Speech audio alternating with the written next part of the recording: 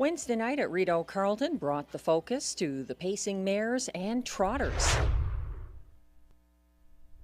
Slipping out, May Lose Control is now advancing third over at the top of the stretch as Horizon Sealster swings wide, 124 and 3 past 3/4. They come down the stretch. A different complexion here. Margot has reset, but is it too late? To her inside, Horizon Sealster coming on. Tamara Hanover with a tenuous lead. May Lose Control. It's going to be Tamara Hanover edging out. May Lose Control. It looks like Margot's got the cargo up for show ahead of Horizon Sealster. 154 and 1.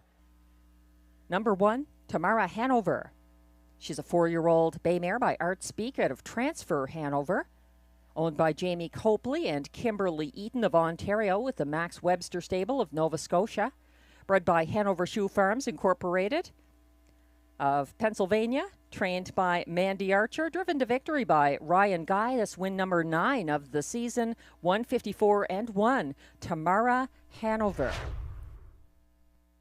It's pace-setting Mock Art in Motion, stalked by Surratt Hanover for the stretch drive. Battle on for show behind them.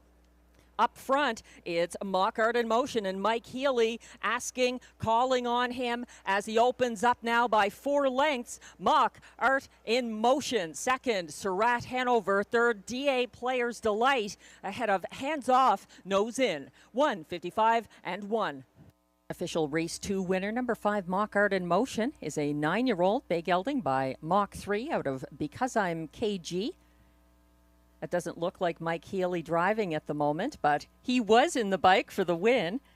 Mock Art in Motion is trained by Stéphane Meyer, owned by Danielle Saint-Pierre of Vaudreuil, Dorion, Quebec. Bred by Lloyd Howley of Cars, Ontario.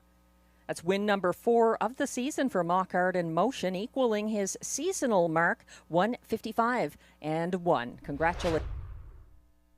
In Final Text, still in command as the stretch looms ahead. Second, Synergy Ass, and first over from third now. That's Tricks and Stones with a lot of work to do and returning to the inside path. Final Text is powering home for Guy Gagnon. Final Text going to get that elusive Rideau win over Synergy Ass.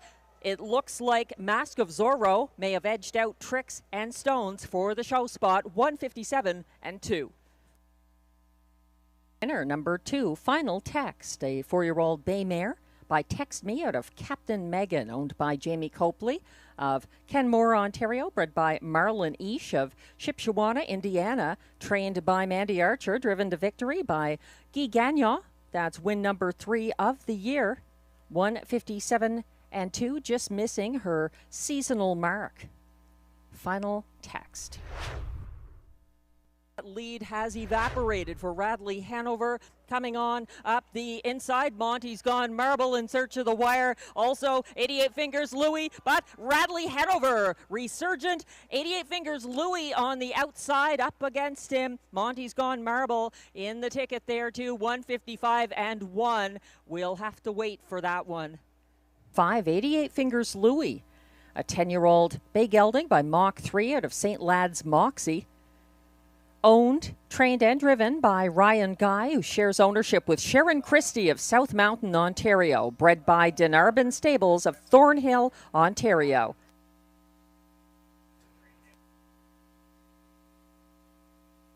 Congratulations, 88 Fingers Louie. That's a second seasonal victory and equals his 155 and 1 seasonal best. 88 Fingers Louie. 19 to 1. Front end now as they turn for home. Little Bearcat and Robert Shepard are eating into that lead, and she's fighting back. Beach Journey fighting gamely. Little Bearcat reaching for the wire. Beauty is Blind blasting up the inside, but it's going to be Little Bearcat over Dial Me Up. Beauty is Blind, and it may have been the turning point closing to complete the top 4 there, 155 and 3. Mike Horner of Ontario, trained by Mandy Archer, driven to victory by Robert Shepard. Win number 4 of the season and a new seasonal mark, 155 and 3 for race 5. Unofficial 7-5 winning favorite, Little Bearcat. Finishing ahead of 4, Dial Me Up, second. From Tie Game outside of Southwind Mac, who's caught in. They turn 4 home. It's hard to see any other outcome than Flash Me Some Green getting another win here for Pascal Berube. Flash Me Some Green holding off the rest easily. Another 5-length winner. Gold Dealer second. It looked like Southwind Mac up for show there. 158 flat. Number 5, Flash Me Some Green, a 3-year-old bay gelding by Green Manalishi out of JL Kalua, owned by trainer Benoit Hébert with Leah Rose Laverne of Papineauville, Quebec, bred by Joanne Morrison of Beaton, Ontario. Pascal Berube gets the driving win once again with Flash Me Some Green, a 3rd win of the season. Is taken back to last. Unfortunately timed break for the challenger, and the mare tries to get it done on the front end. That's Rose Run Why Not up alongside her late. Raising Rusty, pouring it on for Stefan Pouliot, chasing him to the wire up the inside. Tyrone Bowtie, but it's too late as Raising Rusty gets his 3rd seasonal win over Tyrone Bowtie. Tight for show, 157 flat. To Raising Rusty, the race winner for Stefan Pouliot. 7, Tyrone Bowtie was a little late on the scene, but gets up for place. 6, Rose Run Why Not holds on gamely for show ahead of 4, Kenogami Coco, who was 4th. 2, 7, 6, 4, the unofficial top 4 order of finish in race 7. Please hold all tickets. That's Impressive Dude as the backfield is trying to gear up and catch him. He does maintain 3 lengths. Stomper Tom may not be able to eat into that lead. The lead looks anything but tenuous now as Impressive Dude widens his lead. Chasing late for place, J.M. Stella up the inside. It looks like CrossFit for show ahead of Stomper Tom, 155 and 2. Like a winner scoring down, and he comes through as 1-2 winning favorite in race 8. Number 5, Impressive Dude. He's a 5-year-old bay stallion by My MVP out of Striking Impression.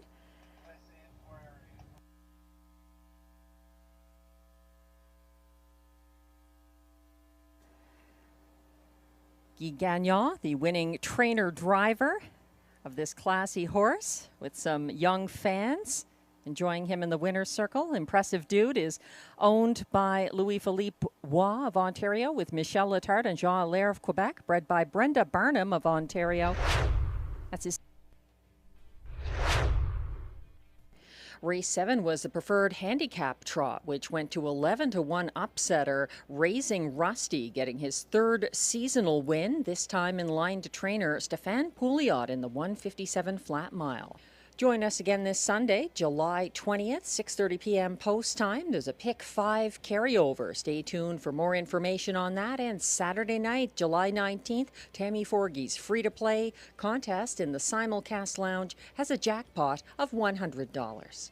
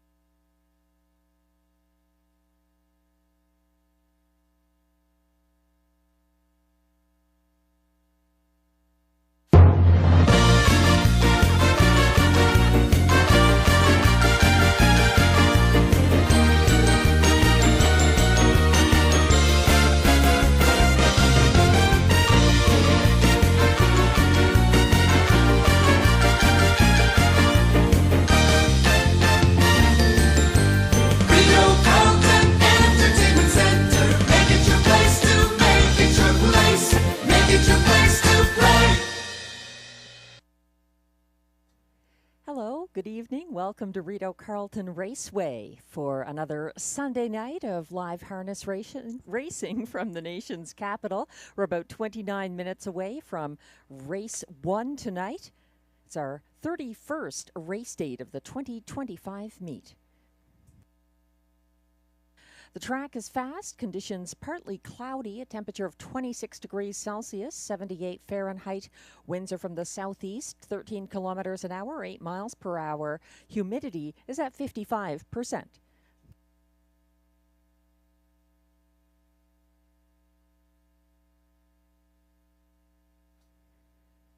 We've got some good news for everyone who did their handicapping ahead of time.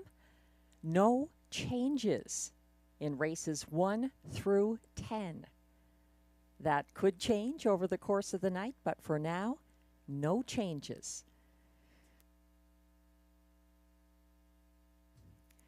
Taking a look at track handicapper selections for race 1, Glenn and I see it identically for our top 3 selections, going with number 6, Great Time by Yama, the 3-year-old gelding by Better's Delight, making his parimutuel debut for trainer-driver Stefan Pouliot after a very good qualifier July 6th at this track.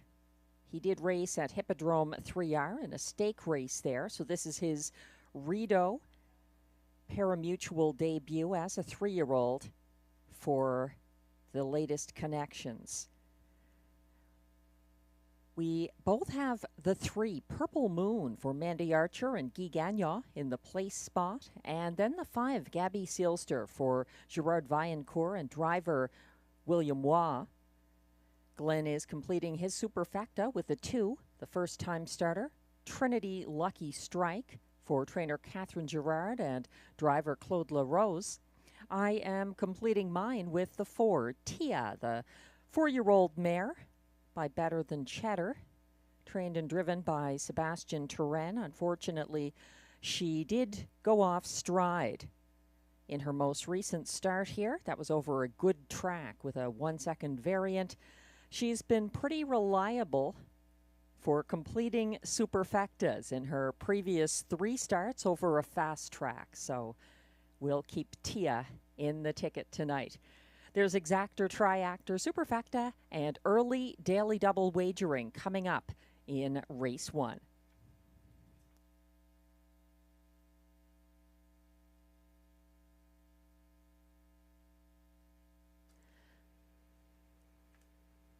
There's been some interest in the pick 5 carryover. We do have a double carryover. We offered a couple of pick 5s last Sunday with the 11 races on the card. Neither of them was hit. There were some long shots who factored into the sequences. So the double carryover for the pick 5 coming up this evening in race 6 is $4,134.52.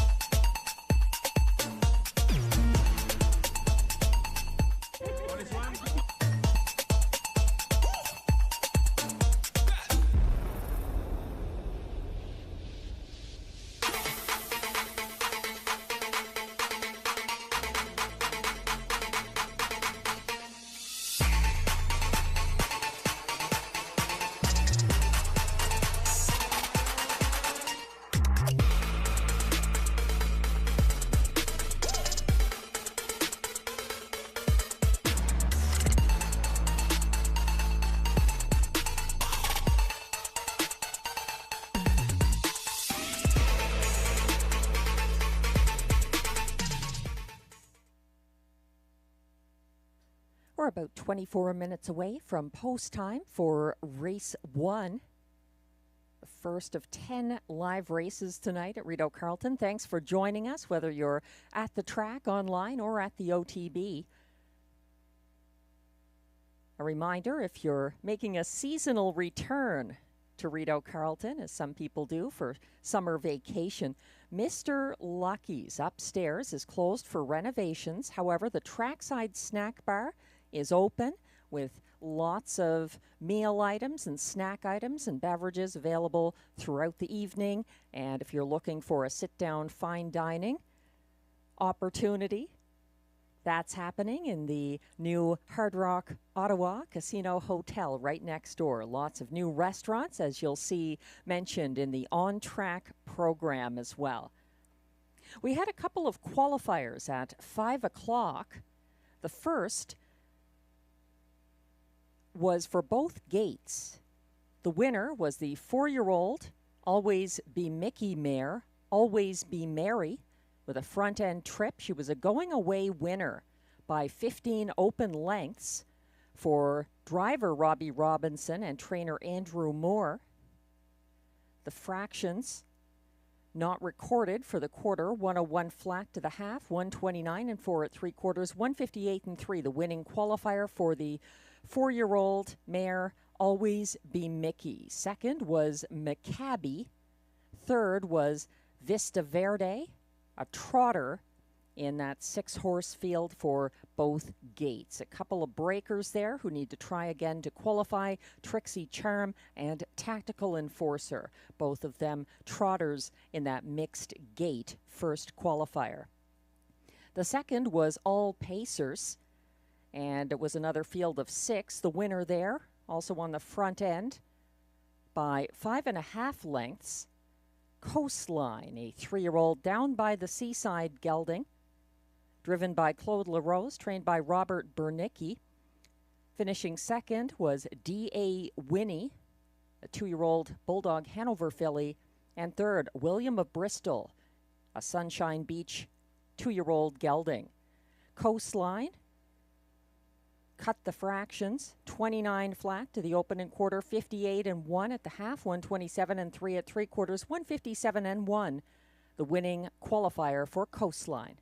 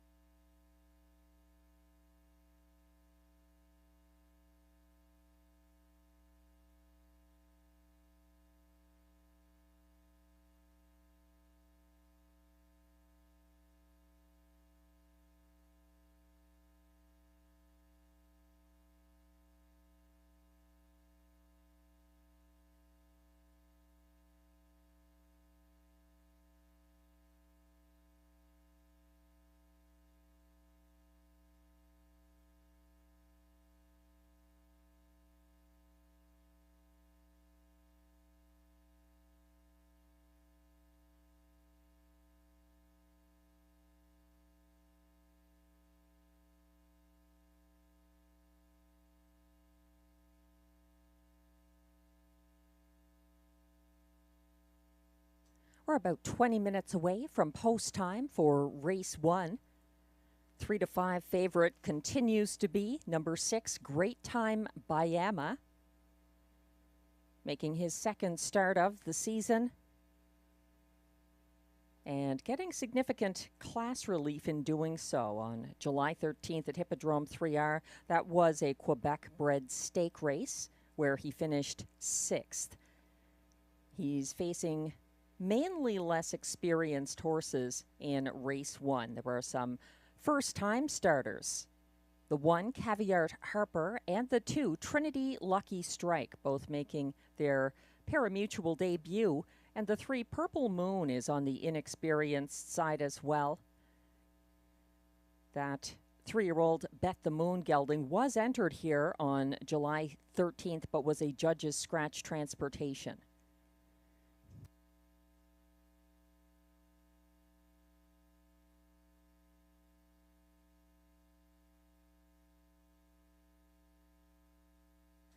A couple of messages to pass along. Happy birthday to Shannon Lake from Tim Lake. And all of us here at Rideau Carleton, hope you're enjoying your birthday, Shannon. All the best from all of us, and especially Tim. Also, there was some exciting harness racing news this afternoon at Plain Ridge Park in Massachusetts. The $100,000 Clara Barton Distaff Pace, a world record for a female pacer on a 5/8 mile track, was broken by Sylvia Hanover, developed and raced by the Stacy family, with plenty of connections to this racetrack. Mark Stacy, the trainer of Sylvia Hanover when she races in the States. Tim Tetrick in the bike for the 147 and 2 mile. Sylvia Hanover. Congratulations to Sylvia Hanover and all of her connections, particularly the Stacy family and her owners, Hudson Standardbred of Hudson, Quebec.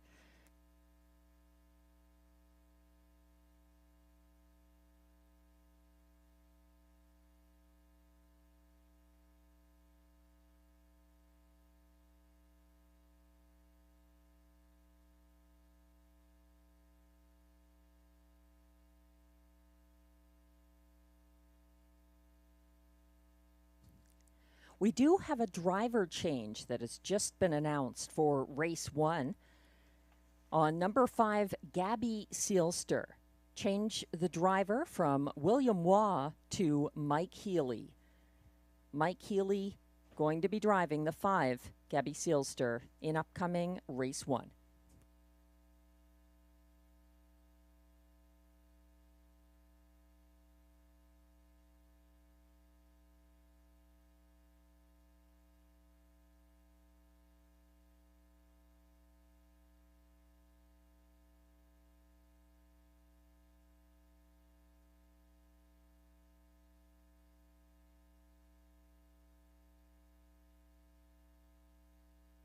There's also something to add about race 9. A claim is entered on the 7, Carson Star Choice, in race 9.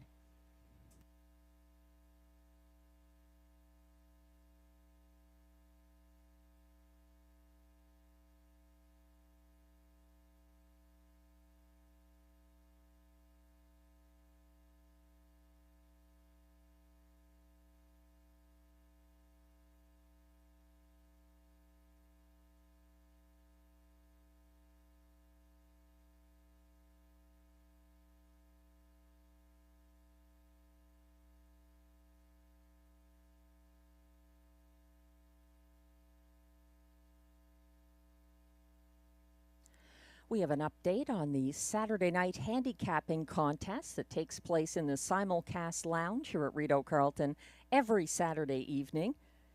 In Tammy Forgey's free-to-play contest last night, the jackpot was not hit, so it's building again. It's up to $200 next Saturday night, July 26th. If you'd like to play, just visit Rideau Carleton on Saturday evening. The simulcast lounge carries tracks from across North America to watch and wager, and you can play that free contest with a $200 jackpot on Saturday, July 26th. You must be at the track to enter and collect any potential winnings.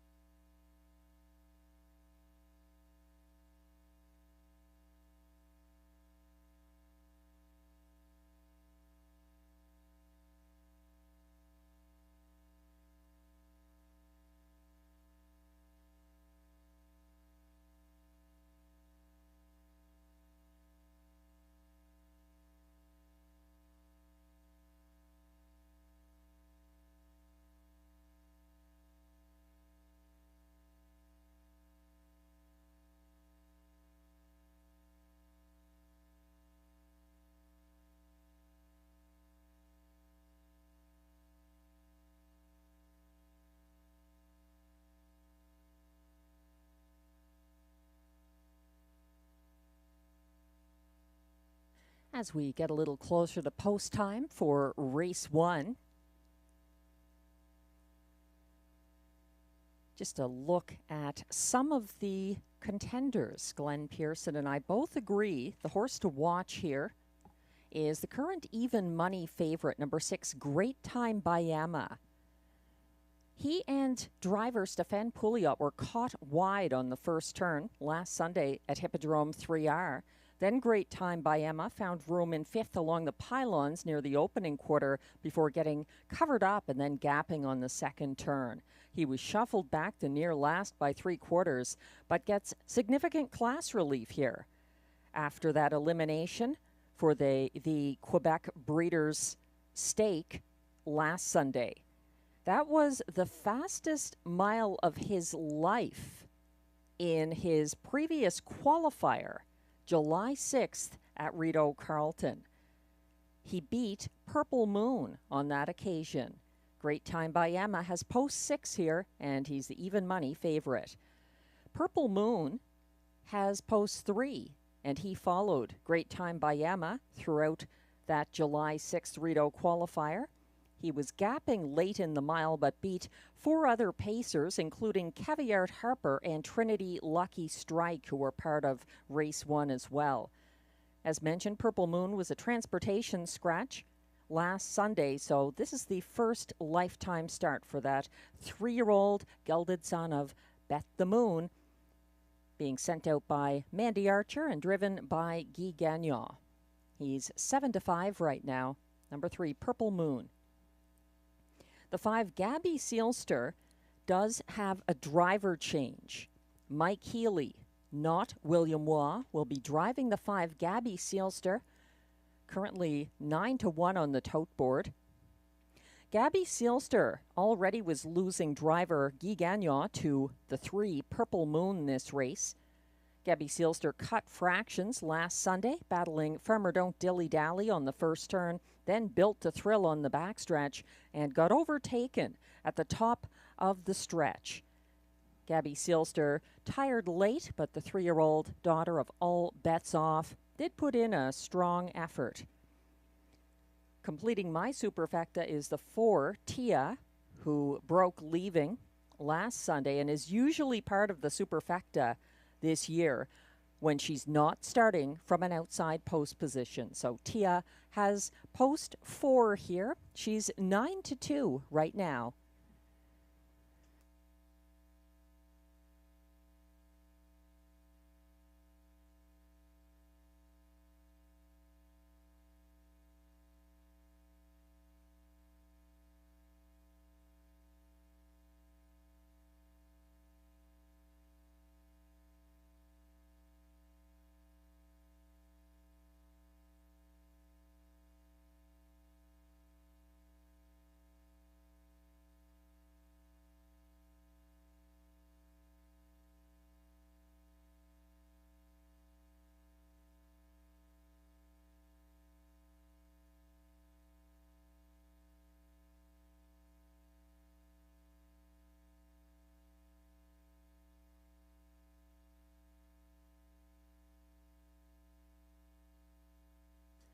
For those who follow us on Sundays, we usually have a This Week in Harness Racing segment. We do not have that on our pre-race show this evening. However, we do have a Worth Remembering coming up.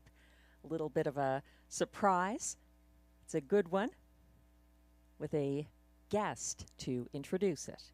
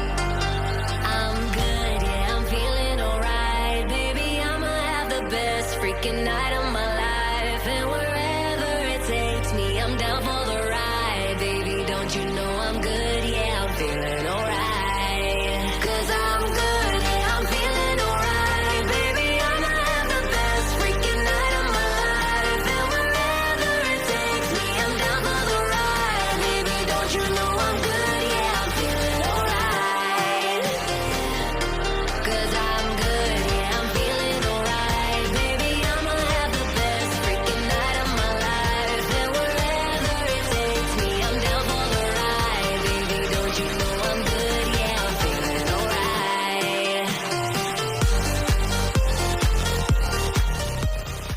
On today's Worth Remembering, we go back to June 29th, 2008 with Gutsy Volo, trotting to a new lifetime mark at that time of 156 and 2, an open length winner. They're off and trotting. Leaving out of there quickly is Gutsy Volo. Alongside is Rebecca Mirabelle. Coming from the extreme outside is Summertide as they drive into the first turn. Moving up from the second tier is Mr. Machine. Sliding into fifth now, that's Summerhill Doug. Just ahead of Sombrero Select. It's back to Short Iron, and the trailer is Jedrick Hanover at this point, somewhat gapped off. They make their way out to the opening quarter, and they get to the opening station in a time of 28 and 1. Running the field in front of the stands, that is Summertide now. Coming up to take the lead away is Gutsy Volo. Gutsy Volo now on top for Robinson. This could get tough for the rest of the field. Back there in third to Mr. Machine. In from fourth, Summerhill Doug. Fifth on the outside, Rebecca Mirabelle. Jedrick Hanover tips to the outside. May have to go three wide around a tiring rival. They're on their way to the Budweiser Bend in the opening half. Nowhere to go so far for Short Iron. And the trailer now is Shining Prince. The half up in 58 seconds flat, and it's Gutsy Volo looking for yet another win for Robinson. Gutsy Volo on hop by about 2.5 lengths over Summertide. Back there in third to Mr. Machine. Here comes Summerhill Doug now popping out of the fourth position. That gives cover to Jedrick Hanover. Nowhere to go for Sombrero Select. Short Iron gets into the outer flow. It's back to Shining Prince, and Rebecca Mirabelle has lost touch. 3/4 in, 127 flat for Gutsy Volo. Gutsy Volo flicking into another gear here for Robinson. Back there in second is Summertide. Tipping to the outside now, trying to make some noise is Short Iron. Gutsy Volo still has the lead and is drawing clear. Jedrick Hanover is all out. Down to the final strides. Another victory for the 4-year-old son of Yankee Glide, Gutsy Volo. Crossing the line in 156 and 2. Up for the place was Summertide, getting the show Short Iron. Gutsy Volo, what a performance.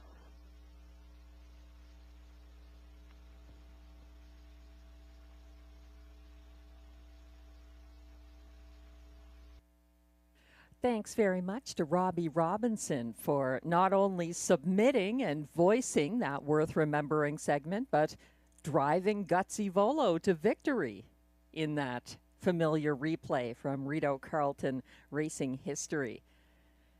We're about 2 minutes away from race 1. The only change in race 1 is that driver change on the 5, Gabby Sealster from William Waugh to Mike Healy. There is exactor, triactor, superfecta, and early daily double wagering available.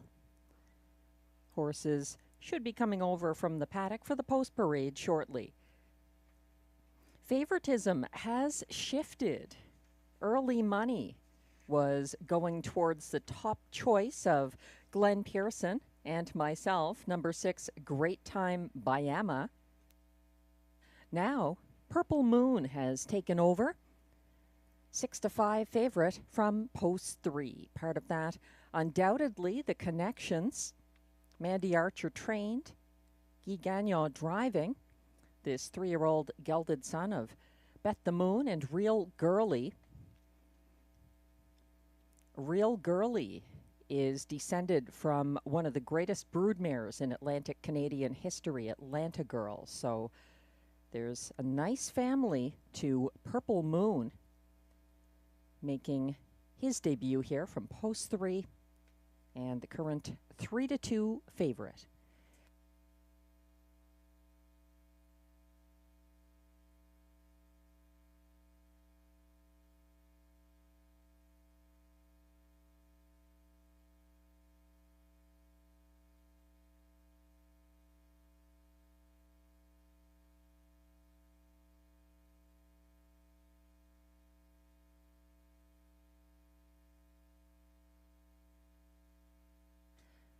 Pacers are on their way from the paddock to the track for the Race 1 post parade.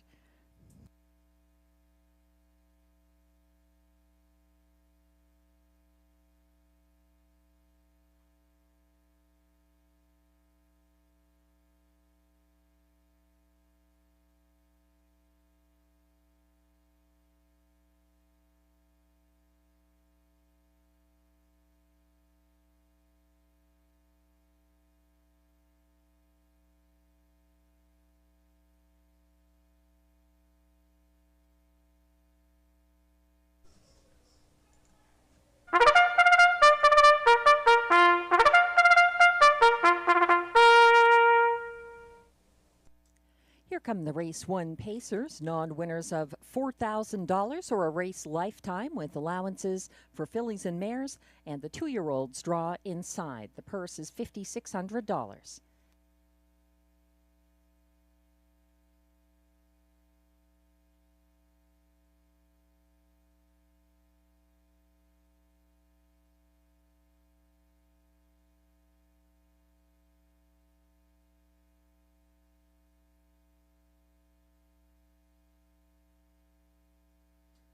Number 1 is Caviart Harper, owned by William Beecham of Calabogie, Ontario. Trained by Gavin Christie, Marie-Claude O'Shea drives the first-time starter. 2 is Trinity Lucky Strike, also making her first pari-mutuel start. She's owned by Simone Simard of San Pascal, Bayonne, Ontario. She's trained by Catherine Girard, and Claude LaRose is in the bike. 3 is the 9-5 co-favorite Purple Moon, owned by Gerald Donnell of Ottawa, trained by Mandy Archer, driven by Guy Gagnon. This is a first pari-mutuel start for Purple Moon.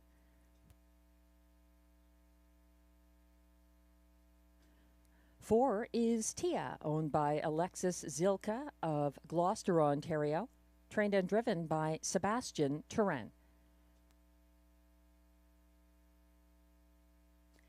5 is Gabby Sealster, owned and trained by Gerard Vaillancourt of Kemptville, Ontario. Note the driver change from William Waugh to Mike Healy. And number 6 completes the field. Great Time Bayama, owned by a numbered Quebec Corporation of Gloucester, Ontario, with Yvonne Duclos of Saint-Lambert, Quebec, trained and driven by Stéphane Pouliot. That's your field of 6 Pacers for upcoming Race 1 with Exactor Triactor, Superfecta, and Early Daily Double wagering. No changes in Race 2 if you're playing the early double, and the only change in Race 1 is that driver change on the 5. Gabby Sealster, Mike Healy picking up the catch drive. We're getting a look here at Purple Moon, 3-2 right now in his career debut. A well-bred, maritime-bred gelding. A little slow getting to the track, but he looks good out there today, and 4-5.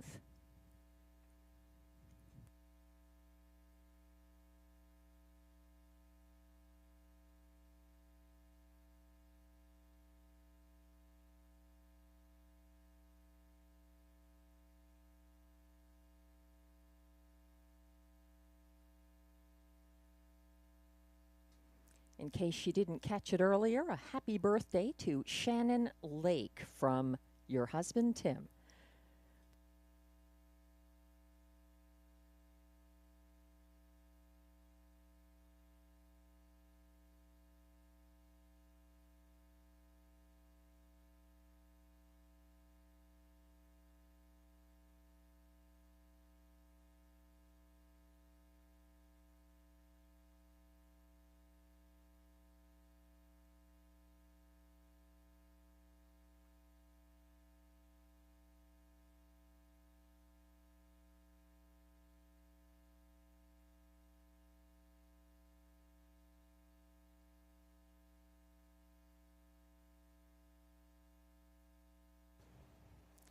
The race 1 field will be going behind the gate shortly.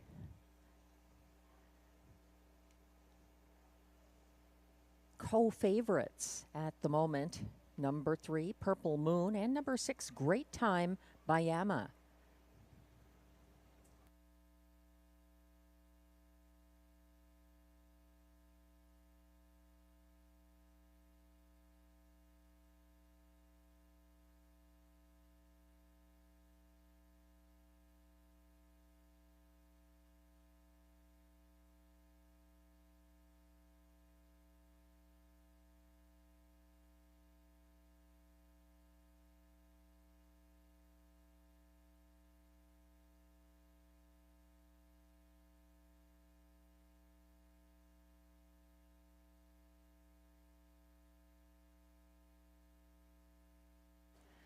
Somewhat surprised to see the 19-1 odds on the 1, Caviar Harper, the 2-year-old son of Captain Crunch, picking up driver Marie-Claude Auger in his first career start. Caviar Harper qualified well for a couple of other drivers on July 6th, finishing 5th, and then finishing 2nd on July 13th with Josh Miller in the bike.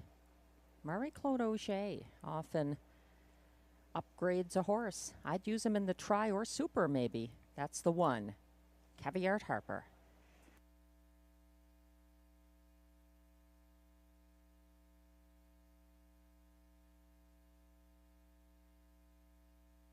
Starter has called the field for race 1. This is your last chance to play the early double tonight at Rideau Carleton.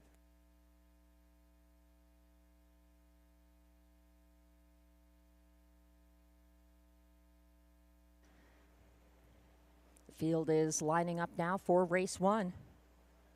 Windows remain open. Number 1 is Caviar Harper, Marie-Claude Auger. 2, Trinity Lucky Strike for Claude LaRose. 3, Purple Moon, Guy Gagnon. 4, Tia, Sebastian Turenne. 5, Gabby Seelster for Mike Healy. And on the outside, 6, Great Time by Emma, Stéphane Pouliot. They're on the turn.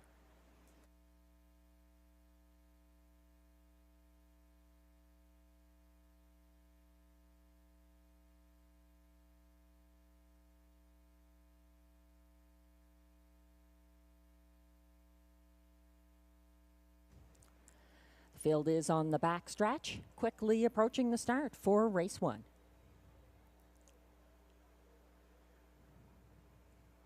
They're off and pacing, dropping back to last early. Caviar Harper moving well between horses. That's Gabby Seelster and Mike Healy to grab the early lead by just over a length. Coming on from the outside post now to confront that leader. Great Time by Emma sticks a neck in front and looks to clear Gabby Seelster on the opening turn. Following from 3rd, that's Purple Moon. Then following that one in 4th, Tia. At the back, it's Trinity Lucky Strike and Caviar Harper. They're single file to the 29-second flat opening quarter. Leisurely fractions for Great Time by Emma thus far, leading by about a length and a half over Gabby Seelster. Then it's about 3 lengths back to 3rd for Purple Moon, followed closely in 4th by Tia. Further back, it's Trinity Lucky Strike, and trailing it's Caviar Harper as they head around the second turn and reach the halfway point in 59 flat, a 30-second even second quarter for leader Great Time by Emma, controlling the pace for Stéphane Pouliot, stalking closer from the pocket now. That's Gabby Seelster. A widening gap, about 4 lengths now back to 3rd for Purple Moon, and looking to come first over now out of 4th. Tia getting underway for Sebastian Turenne. Further back, it's Trinity Lucky Strike and Caviar Harper still trails. They reached 3/4, 127 and 4, and the rest are just chasing after the top 2 thus far. Great Time by Emma cutting fractions. Gabby Seelster stalking and now tipping for the stretch drive coming down the lane. Great Time by Emma widening his lead as Gabby Seelster is out there chasing for place. Great Time by Emma, a great seasonal debut Gabby Sealster second. Purple Moon up for show, 156 and 4.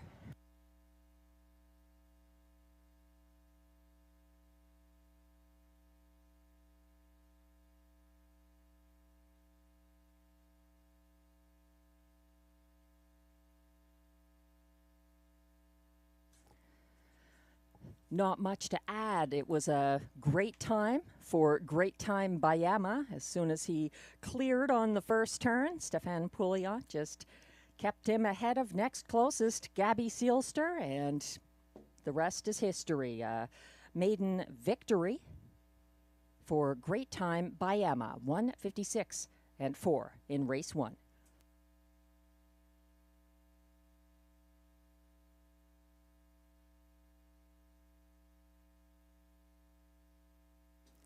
The unofficial top 4 finishers are now displayed for race 1, going off as the 1-5 favorite. Number 6, Great Time Bayama gets the win for Stefan Pouliot. Over 5, Gabby Sealster.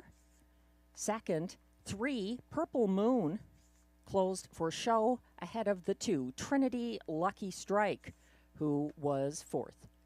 6-5-3-2, the unofficial top 4 order of finish in race 1. Please hold all tickets.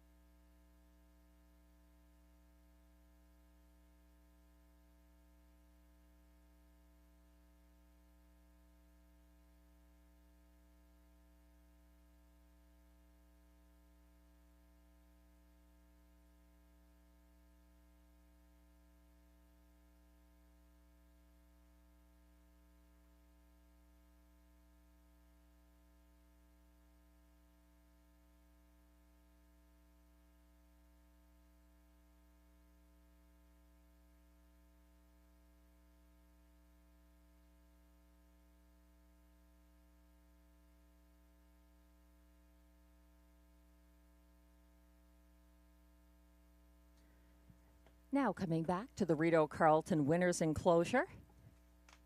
Unofficial race 1 winner, number 6, Great Time Bayama, a 3-year-old bay gelding by Better's Delight out of Timol Sugar Baby Doll, owned by a numbered Quebec corporation of Gloucester, Ontario, with Yvonne Duclos of Saint-Lambert, Quebec, bred by Bayama Farms Incorporated of Quebec, trained and driven by Stefan Pouliot, and that's a maiden victory, 156 and 4. Great Time Bayama. Congratulations.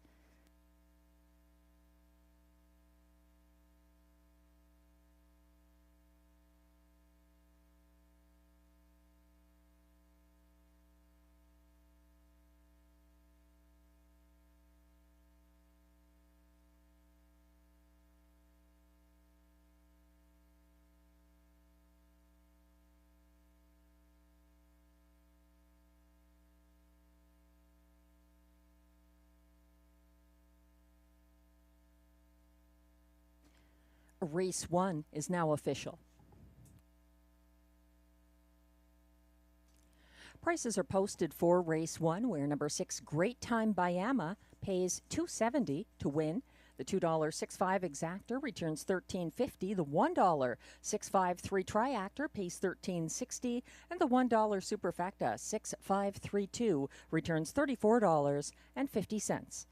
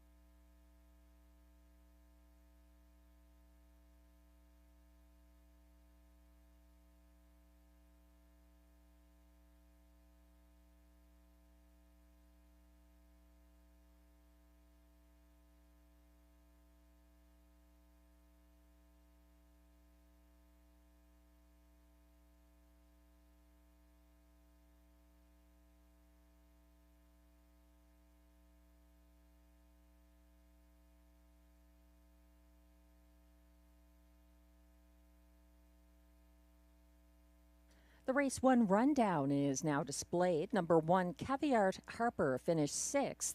2, Trinity Lucky Strike was 4th. 3, Purple Moon was 3rd. 4, Tia finished 5th. 5, Gabby Sealster was 2nd. And 1 to 5 favorite. Number 6, Great Time Bayama gets a maiden victory for Stefan Pouliot. From the top down, your program should read 6, 4, 3, 5, 2, 1. The fractions, 29 flat, 59 flat, 1, 27 and 1, 1, 56 and 4. A lifetime mark for Great Time Bayama.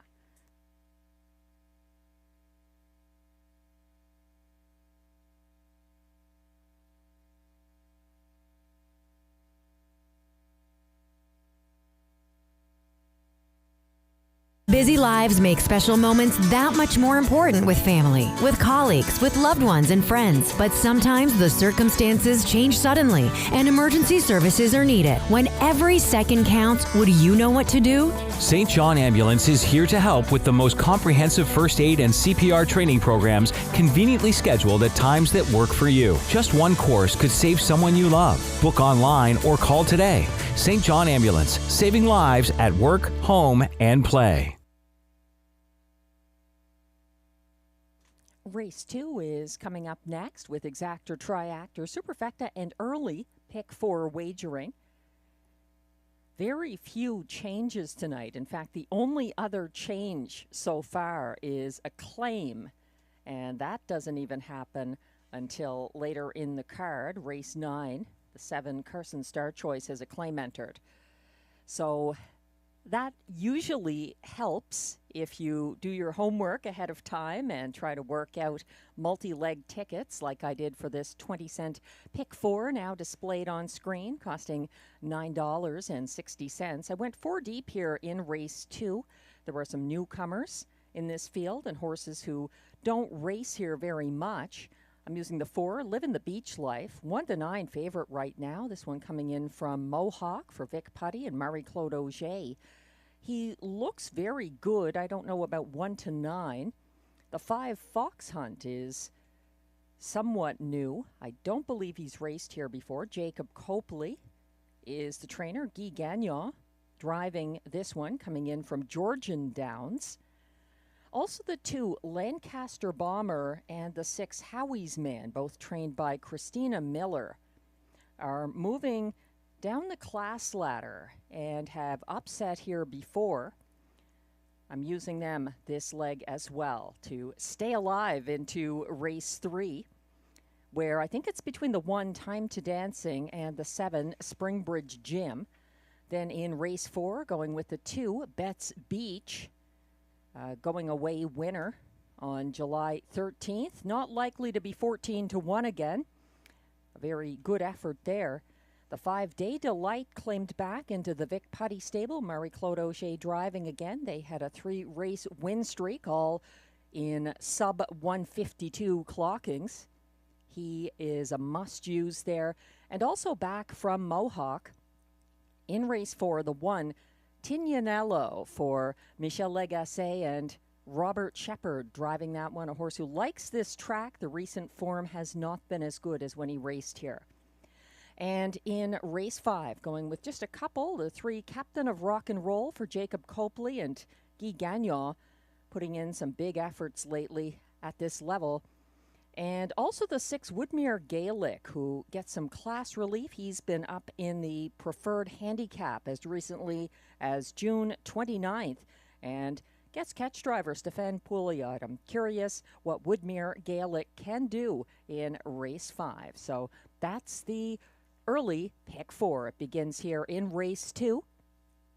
20-cent base wager.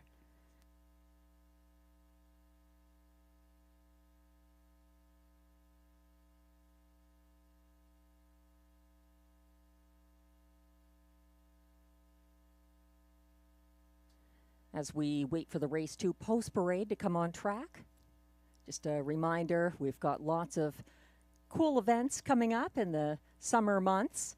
One of them, the 2025 Hard Rocking Summer Claiming Series for $10,000 claiming level aged pacing horses, geldings, and mares. They need to compete in all legs to be eligible for the final or consolation.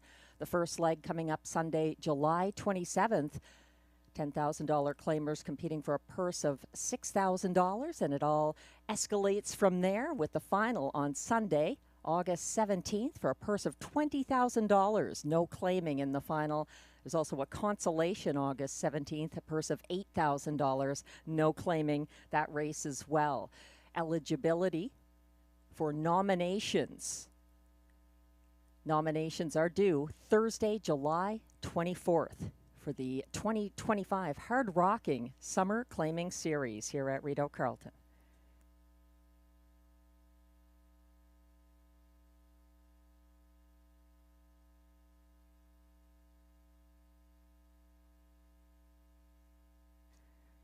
The Pacers are coming towards the track now for the Race 2 Post Parade.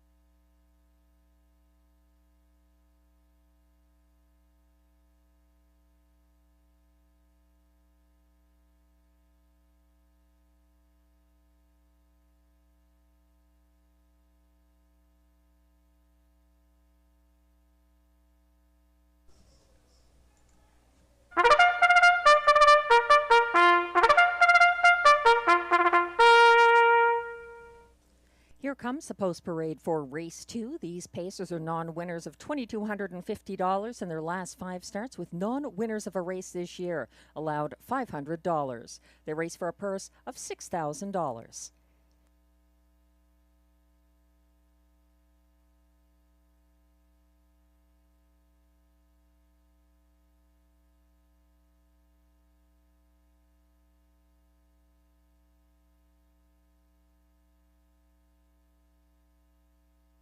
Number 1 is I'm a Dude, owned by a numbered Quebec corporation of Gloucester, Ontario, trained and driven by Stéphane Pouliot.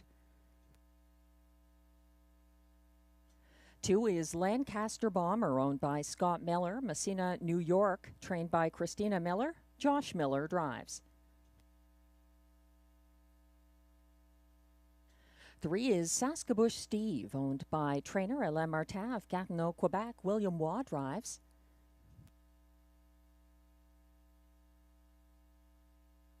The current 1-9 favorite continues to be number 4, Livin' the Beach Life, owned by Gordon McDonald of Ontario with Christopher Boland of Newfoundland, Limco Incorporated of Quebec, part of the ownership as well. The trainer is Vic Putty. Marie-Claude O'Shea drives.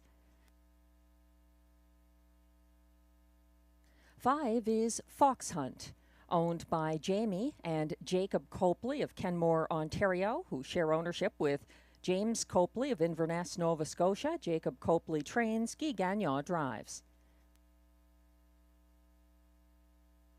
6 is Howie's Man, owned by Scott Miller, Messina, New York, trained by Christina Miller, and Ryan Guy drives.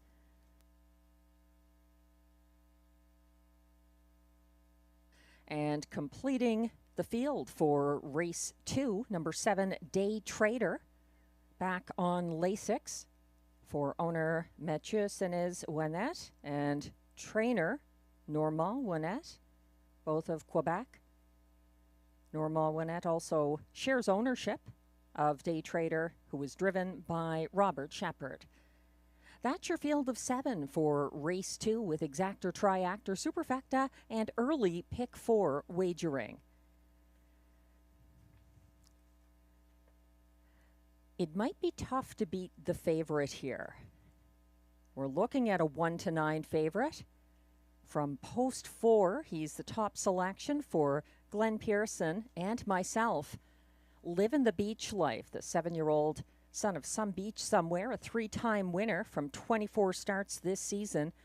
He's been competing at Mohawk, and now he's back in the nation's capital His 3 2025 wins were all on class drops at Mohawk. He was fourth as beaten favorite in the April 28th, 2024 Rideau Preferred Handicap. That was his most recent start at this track. Livin' the Beach Life was quickly shuffled back to 7th along the pylons Monday at Mohawk and got caught in until the final turn. He closed into stretch traffic, so we'll see how he does here. There's a lot of confidence in the 4, Livin' the Beach Life. Glenn agrees with that assessment, of course. He's got the 4 on top. So do I. Glenn likes my third choice horse in his exactor. That's the one. I'm a Dude, who has won 2025 victory. That was with a pocket ride from the rail at this track on May 28th. I'm a Dude is typically strong from inside posts, but he's been stung late when cutting the fractions in 2 other trips from the rail this meet. He's 14-1 and could add some value to your tickets. That's the one. I'm a Dude, who Glenn likes as his second choice. I'm going to the 5 in the play spot. Glenn is using the 5 Fox Hunt in the show spot. Fox Hunt is getting post relief, making a Rideau debut for Guy Gagnon and Jacob Copley. Fox Hunt wired on July 10th of last year from Grand River, post 7 over a sloppy track on a class drop.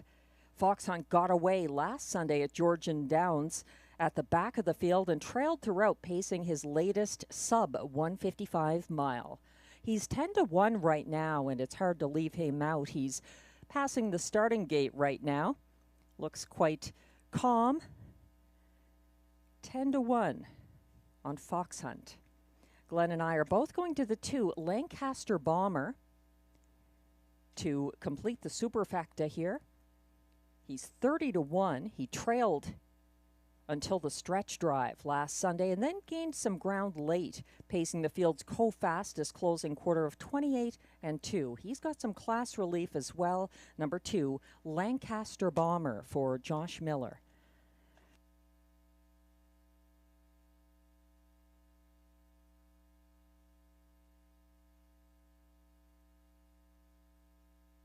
Hello to Ronald in Prince Edward Island. Thanks for playing along tonight.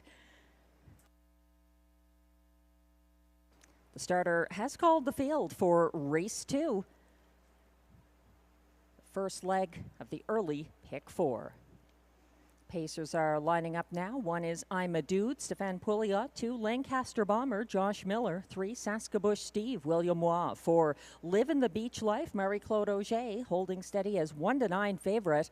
5 is Fox Hunt for Guy Gagnon. 6, Howie's Man, Ryan Guy. And on the outside is 7, Day Trader for Robert Shepard. They're all in line and on the turn towards the backstretch.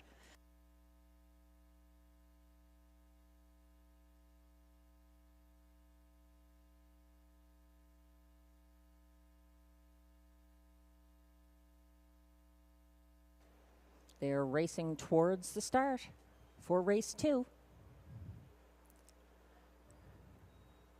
They're off and pacing and leaving between horses. Fox Hunt for Guy Gagnon, trying to grab the early lead.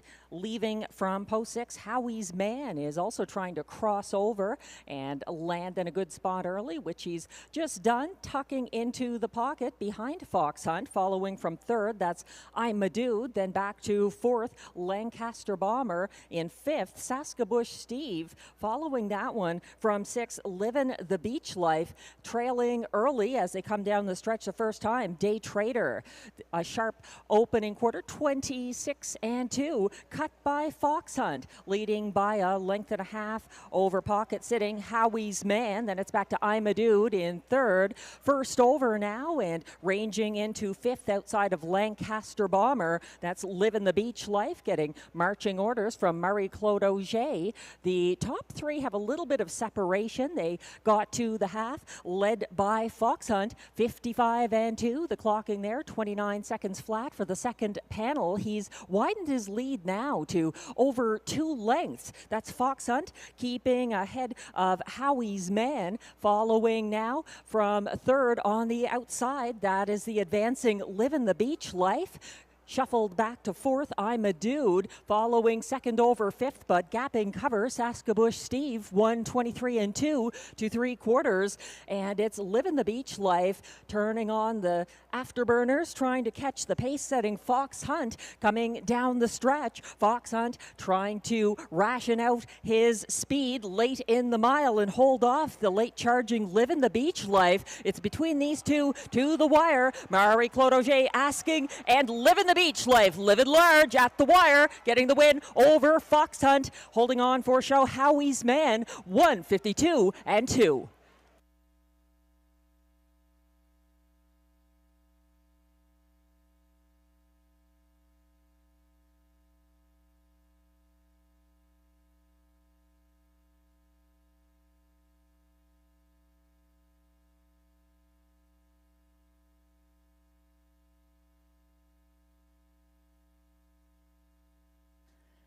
Fox Hunt making a good debut, setting the pace in race 2, but wasn't able to hold off the late charging Livin' the Beach Life. 1-9 for a reason, and coming on late to sweep past for the 1:52 victory. Win number 4 of the season, Livin' the Beach Life.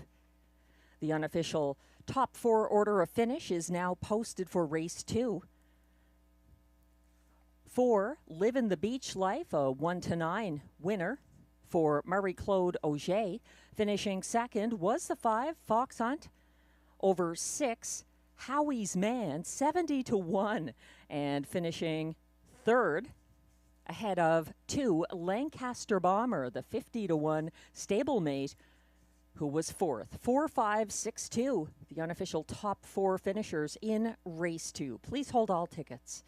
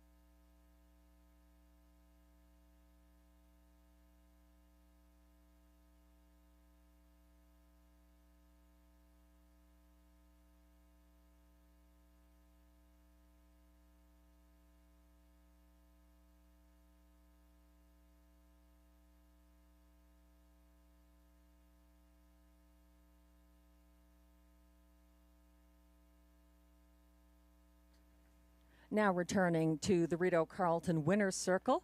Unofficial race 2 winner, number 4, Livin' the Beach Life, a 7-year-old bay gelding by Some Beach Somewhere out of Steinham's Place. Owned by Gordon McDonald of Ontario with Christopher Boland of Newfoundland and Limco Incorporated of Quebec. Bred by Green Mountain Farms, New Jersey with Kentuckiana Farms of Kentucky. Vic Putty gets the training win. Marie-Claude Auger, the winning driver with Livin' the Beach Life, doing just that in race 2, 1:52 2.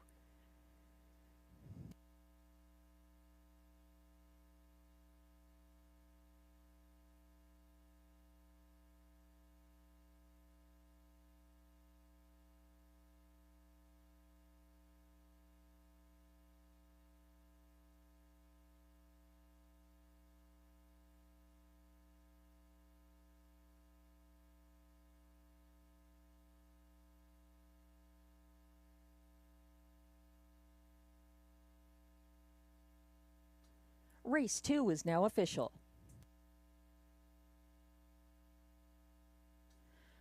And prices are up for race 2, where the 4, Livin' the Beach Life, returns $2.10 to win. The $2.45 exactor, $2.60. The $2 early double 6-4 combination returns just $3.60 with back-to-back winning favorites. Great Time by Emma and Livin' the Beach Life. The Triactor $1 ticket, 456 pays $14.60, and it's $44 even if you had the $1 Superfecta 4562.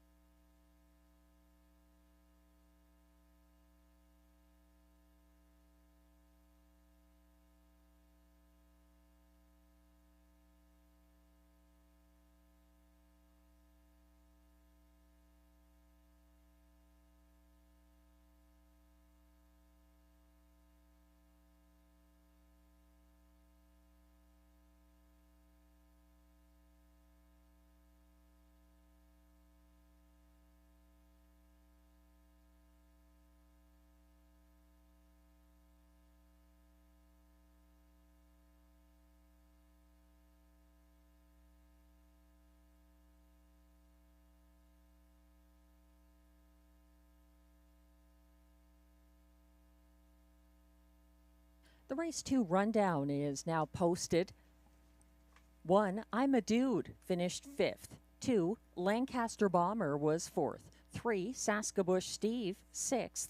4, Livin' the Beach Life, a winning 1-9 favorite for Marie-Claude Auger.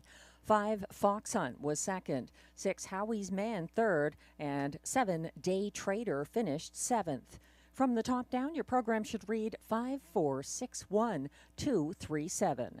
The fractions 26 and 2, 55 and 2, 123 and 2, 152 and 2. The victory for Livin' the Beach Life.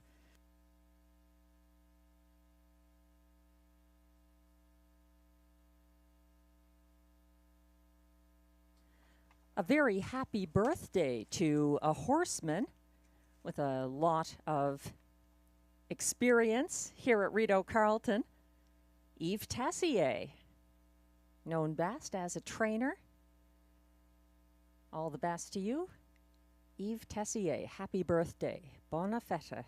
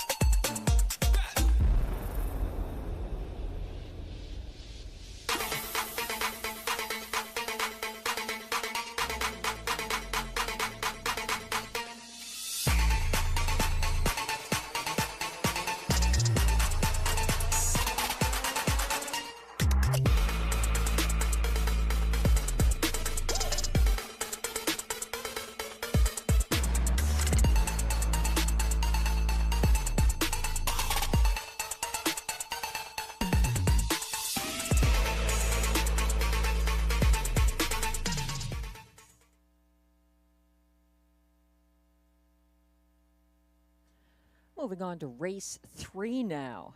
We're about 3 minutes away from post time. There's exactor, triactor, superfecta, and pick 3 wagering on the pick 3. We're looking at a race where there's a couple of strong possibilities to start. I'm using the 1 and the 7, both 11-1 right now. Glenn's got the favorite on top here, 3-5 right now. On the 5, DA Let's Boogie for Catherine Girard and Pascal Berube. This one's stepping up in class after 3 wins in a row, all at Rideau Carleton, all at about the same level, that non-winners of $15,000 lifetime, conditioned. So we'll see how he fares here on the class jump. The favorites have been doing well so far. Great Time by Emma and Living the Beach Life, getting the wins. We'll see if that continues with the 5, DA Let's Boogie. I'm going against, what can I say, Time to Dancing with the rail here. Looks very good at this level. Just 1 win in 17 tries this season, but there are reasons I feel this horse is overdue. I'll get into that in a moment. Glenn has the 3, Arson Sealster, in the place spot ahead of the 4, No Sport Pun Intended, and then completes his superfecta with the 6, Thrilling Times. I'm going with the 1, Time to Dancing, over the 7, Springbridge Gym, then the 5, DA Let's Boogie, and the 3, Arson Sealster.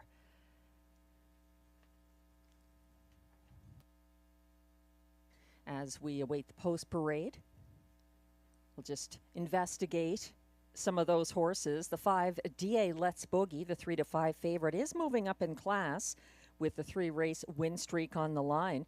He took back to second last off the gate last Sunday, then stepped out third over, approaching the second turn. He was second over, fourth on the backstretch, chasing the cover of My Midnight Lover, who has post 2 in upcoming race 3. DA Let's Boogie was uncovered on the turn for home and closed in the field's fastest 27-4 last quarter to edge out My Midnight Lover. DA Let's Boogie is Pascal Berube's choice over Thrilling Times, the 6 in race 3. The 7, Springbridge Gym, is somewhat overlooked here, but he looks like Robert Shepard's choice over No Sport Pun Intended. Springbridge Gym's only win this year was from an inside post at a lower level on June 4th, but he was single file 4th early behind Horizon Sealster here on July 9th. He was caught in and shuffled to last on the second turn and had a third over move from last near 3/4. He was 3 wide for the stretch drive and edged out for show by Tamara Hanover. Some class relief for the 7, Springbridge Gym, who's dropping as I speak. He's down to 8-1. That's still a tough post. And my top choice here has Rail Advantage, Time to Dancing, who has that 1 win this season. Now, that was also from the Rideau Rail at a similar classification back on May 4th. Time to Dancing wired for Stéphane Pouliot that race. He was gapping single file 4th behind the front end 1-5 winner Better at High Tide on Sunday. Time to Dancing had a first over move at the half and got parked along the backstretch.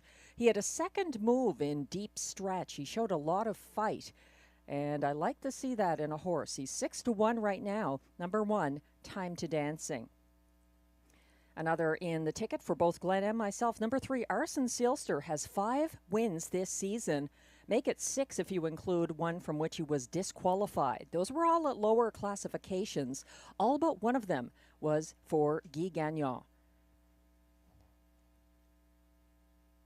The post parade is coming onto the track now for race 3.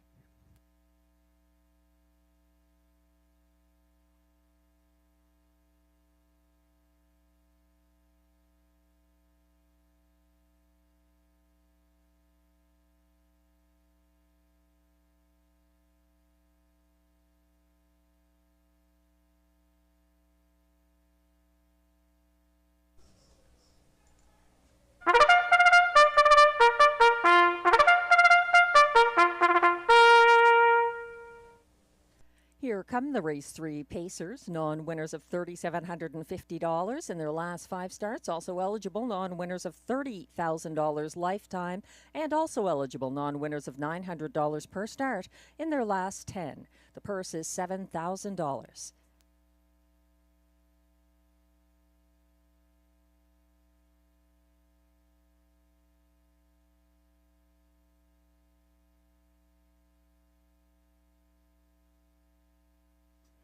Number 1 is Time to Dancing, owned by a numbered Quebec corporation of Gloucester, Ontario. Trainer-driver, Stéphane Pouliot.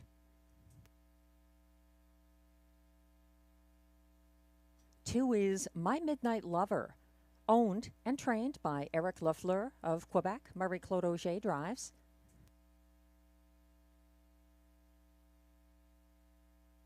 3 is Arson Sealster, owned by Jamie Copley, Kimberly Eaton, and Darren Tingley of Ontario, with Dwayne Tingley of Nova Scotia, trained by Mandy Archer, driven by Guy Gagnon.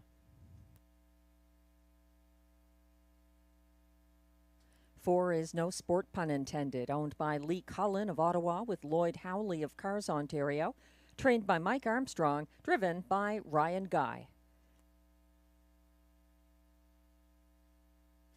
Current 6-5 favorite is the 5, DA Let's Boogie, owned by Cozen Farms, La Prairie, Quebec, trained by Catherine Girard and driven by Pascal Berube. 6 is Thrilling Times, owned by Gilles Plourde, with trainer Karen Kroger, both of Chelsea, Quebec. Stéphane Brosseau is in the bike. And completing the field from post 7, Springbridge Gym, owned and trained by Andrew Moore of Osgood, Ontario, who shares ownership with Tommy Godfrey of Charlottetown, Prince Edward Island. Robert Shepard drives. That's your field of 7 for upcoming race 3, with exactor, triactor, superfecta, and pick 3 wagering. Again, something that's great for the multi-legs tonight. There are no changes except for the claim of number 7, Carson Star Choice, in race 9. No other changes. So if you're playing the pick 3 that kicks off here, nothing is any different from the program that you're looking at, or maybe even did your homework from. We're looking at the 5 right now, DA Let's Boogie, the 3-year-old gelded son of Danson Lou, having a great season. He's won 3 of 8 starts and taken a lifetime mark of 153-3 in his most recent outing here last Sunday for the returning Pascal Berube. That was over a good track as well, so a 153-3 victory with a 1-second variant for the track condition. That's a pretty big mile. DA Let's Boogie getting lots of respect here. Glenn Pearson's top selection as well, 6-5 favorite.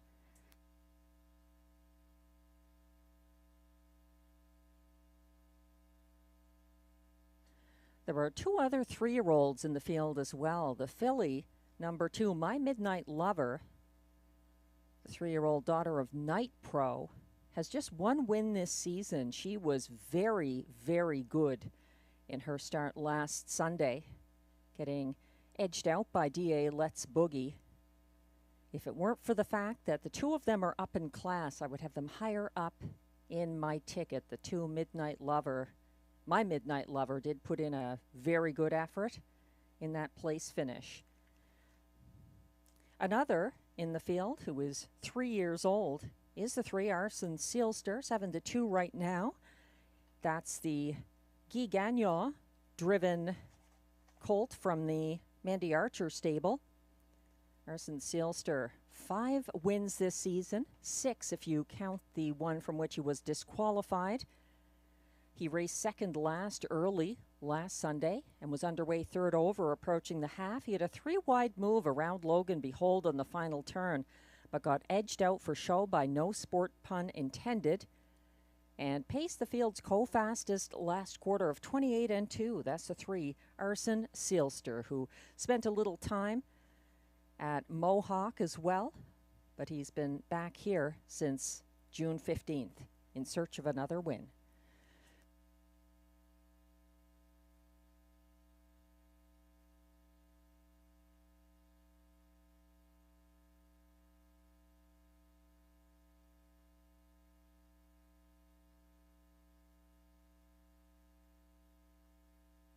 If you haven't marked it on your calendar yet, looking ahead to August, Sunday, the 10th, the Bill Galvin Racing Alliance will be here with their virtual reality goggles.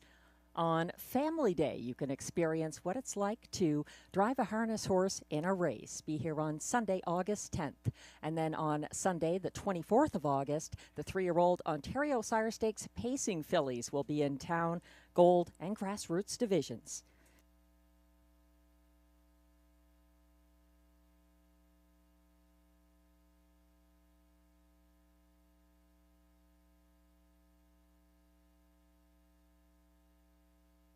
Starter has called the field for race 3.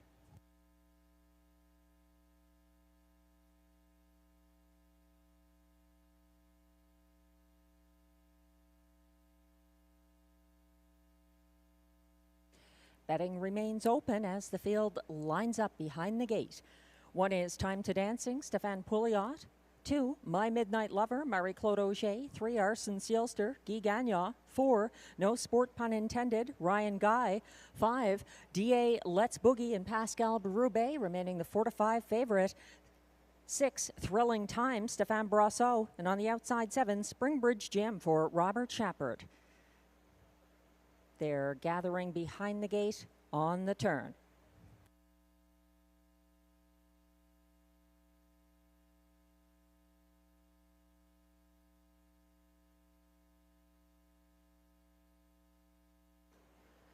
Starting gate is on the backstretch. My Midnight Lover has joined the rest, and they're all in line.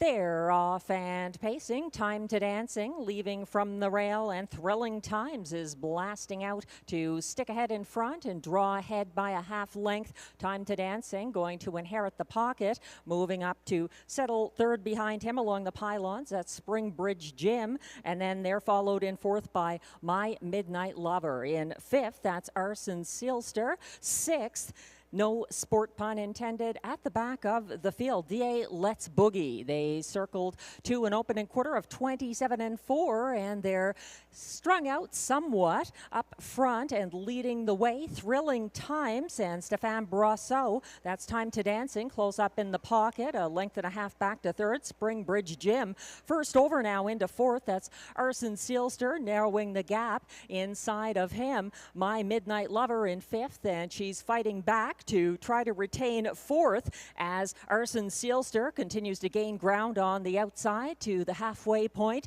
57-2, the clocking for leader Thrilling Times, continuing to keep just over a length ahead of Time to Dancing, gaining ground into second, uncovered on the outside. That's Arsen Seelster. Further back, second over from fourth, Springbridge Gym is well positioned. Fifth on the inside, getting the shuffle, My Midnight Lover. Third over from second last, DA Let's Boogie with a lot of work to do. And at the back of the field on the inside, No Sport Pun Intended. 125 3 3/4. And here comes Arsen Seelster looking to circle Thrilling Times at the top of the stretch. Time to Dancing looking for room up the inside, but it's still Thrilling Times up front. Thrilling Times battling to victory. It's going to be Thrilling Times over DA Let's Boogie. Time to Dancing may have got up for show 153-4.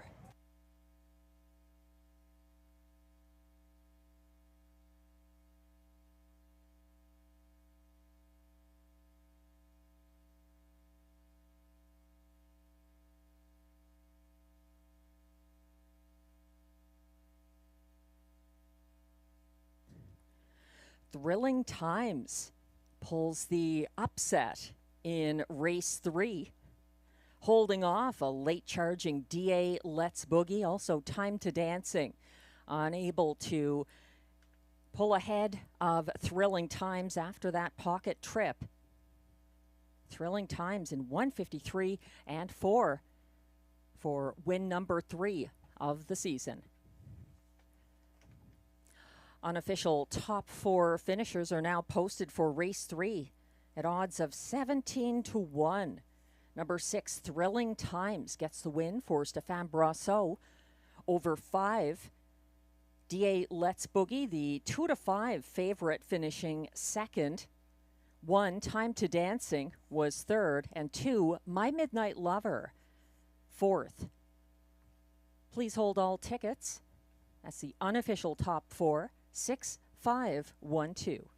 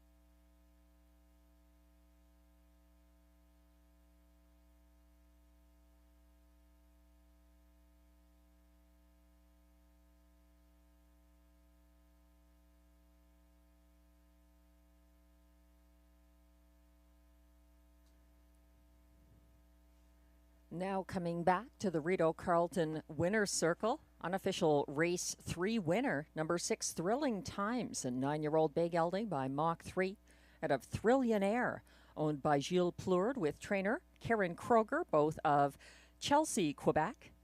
Bred by Gilles Plourde and Karen Kroger as well. Stéphane Brosseau gets the driving win. That's the 3rd win of the season so far for Thrilling Times, 1:53 and 4, a seasonal mark.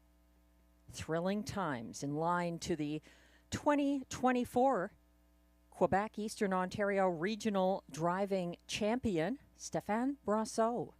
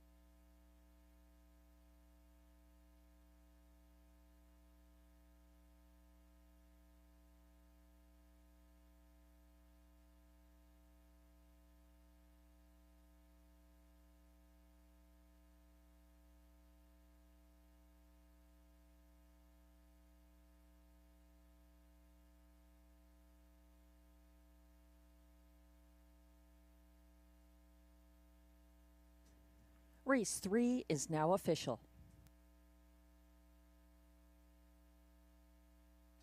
Prices are posted for race 3, where 6 Thrilling Times returns $37.30 to win.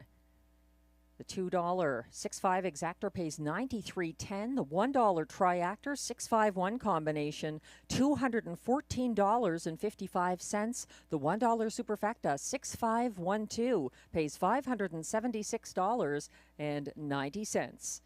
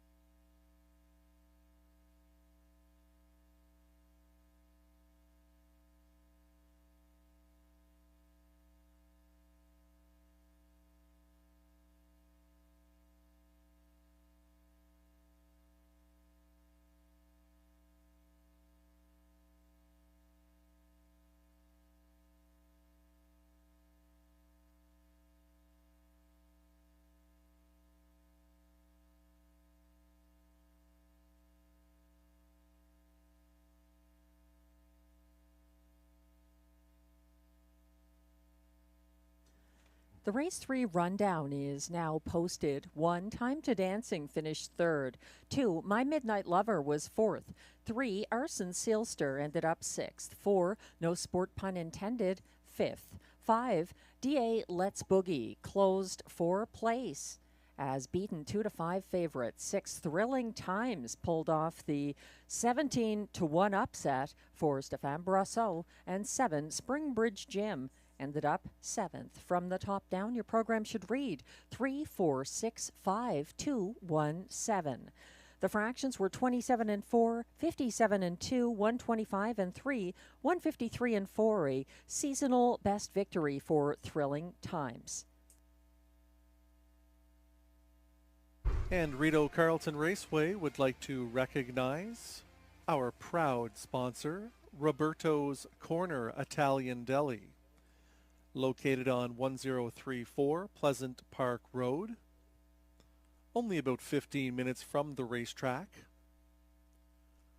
Roberto's Corner, highly endorsed by several members of the Rideau Carleton staff, along with yours truly, who particularly enjoys the chicken parm sandwich. It's absolutely delicious. It's authentic Italian cuisine at ridiculously low prices. You have my personal guarantee you'll be thrilled with the experience at Roberto's Corner Italian Deli.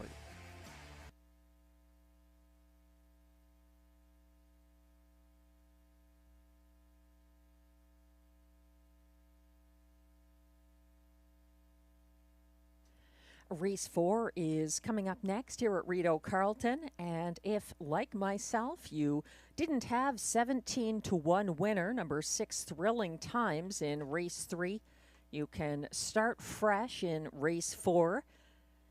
Our middle pick 4 begins here. There's also Exactor, Triactor, and Superfecta wagering.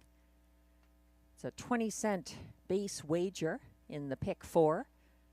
And in Race 4, I'm looking at 3 horses here. The 2 Betts Beach for Pascal Berube and Birthday Boy Yves Tessier, a 3-time winner from 9 starts this season, and stepped up big time at 14-1 to win in 152 and 2, a new lifetime mark on July 13th at this track. He's a must-use here. The 5-Day Delight as well, getting claimed back into the Vic Putty stable where he's been so successful with those 3 straight wins, all 151 and change for Marie-Claude Auger. And the 1, Tignanello. I guess that's the correct pronunciation, I've been told, by wine connoisseurs. So he is back from Mohawk, Tignanello. He has the rail here for trainer Michel Legasse and Robert Shepard driving. This horse did really well at Rideau Carleton before moving on to Milton. In Race 5, going with a couple there, the 3, Captain of Rock and Roll for Jacob Copley and Guy Gagnon, 6 wins this season, doing well at Rideau Carleton. And also looking to the 6, Woodmere Gaelic, moving down the class ladder from the preferred handicap where he was up to on June 29th. He's also picking up Stéphane Pouliot here, already with 1 winner on the card. In Race 6, going 3 deep, hopefully continuing on with the 6, Well Worth the Wait for Brian Scott and Ryan Guy. Also the 3, Mock Art in Motion for Stefan Meyer and Mike Healy, and the 2, Dr. Mickey. And in Race 7, using Ladyford Dollar from the trailing post, as well as the 4, Better at High Tide, the likely favorite for trainer-driver Jason Gilchrist after the claim on July 13th. And from the rail, KJ Owen, also racing for trainer John McMillan, who has Ladyford Dollar in Race 7, my top choice that race.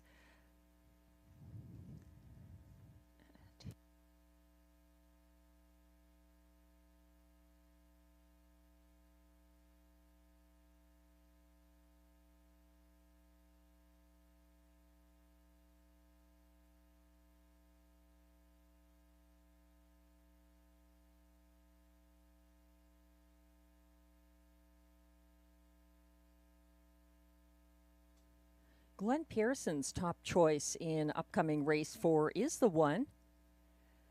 Tignanello, coming back from Mohawk to the scene of some of his best races. Tignanello is returning to the level of his May 18th Rideau victory for Robert Shepard. He was single file 7th from the Mohawk rail to a 25-2 opening quarter on June 30th, then 3rd over from 7th on the final little turn as Dirty Little Piglet continued to lead through hot fractions. Tignanello lost ground late and gets some class relief here as well as a shorter stretch. We know he likes Rideau Carleton. He's 2-1 right now. Post 1, Tignanello.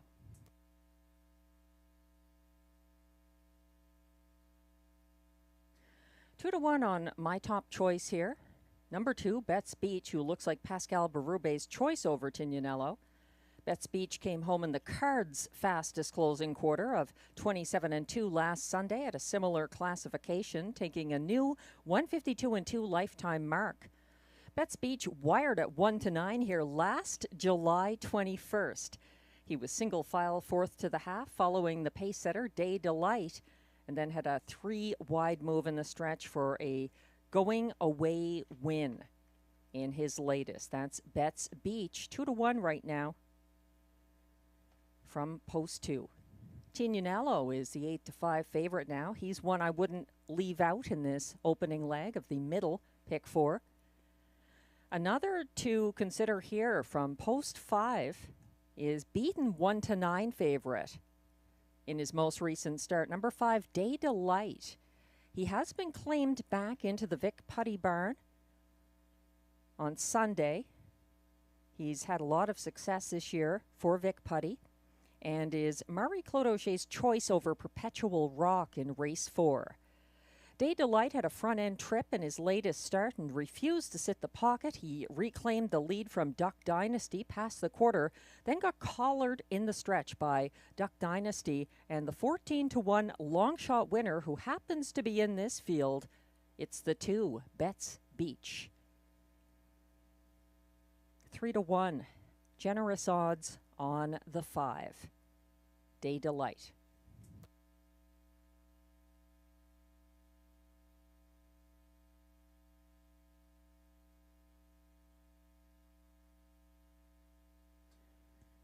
Stéphane Brosseau pulled the upset last race with thrilling times.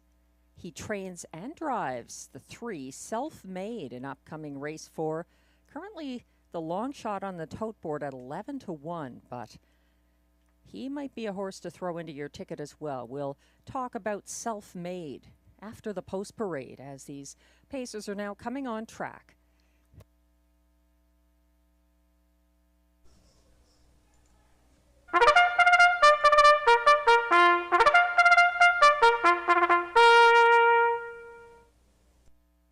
The race 4 pacers are non-winners of $7,500 in their last 5 starts, also eligible non-winners of $50,000 lifetime, and also eligible $25,000 claimers. They race for a purse of $8,500.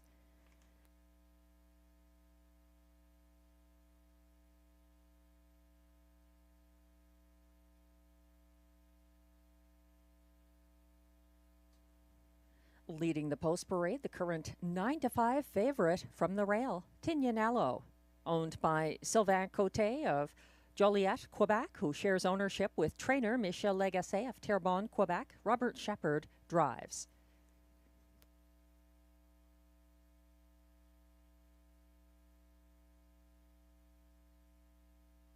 Two is Betts Beach, owned by Gina Bragagnolo with trainer Yves Tessier, both of Trois-Rivières, Quebec, and they share ownership of this horse with Jean Allaire of Montreal. Pascal Berube drives the 2, Betts Beach.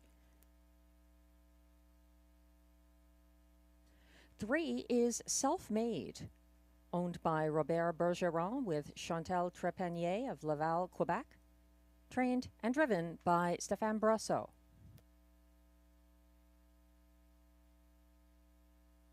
4 is Logan Behold, owned by Kimberly Eaton of Brockville and Jamie Copley of Kenmore, Ontario, trained by Mandy Archer. Guy Gagnon drives. 5 is Day Delight, owned by Triple S Equine of Newton, Ontario, trained by Vic Putty. Marie-Claude Auger is in the bike. And rounding out the field from post 6, Perpetual Rock, owned by Gina Bragagnolo, along with trainer Yves Tessier, both of Quebec. And they share ownership with Lynn Bragagnolo of Ontario. Ryan Guy drives the 6, Perpetual Rock. That's your field of 6 pacers for upcoming race 4 with exactor, triactor, superfecta, and middle pick 4 wagering. No changes throughout the remainder of the card other than a claim late in the card. So we're looking at the 1, Tignanello, one for the wine lovers. He was very sharp here earlier in the season.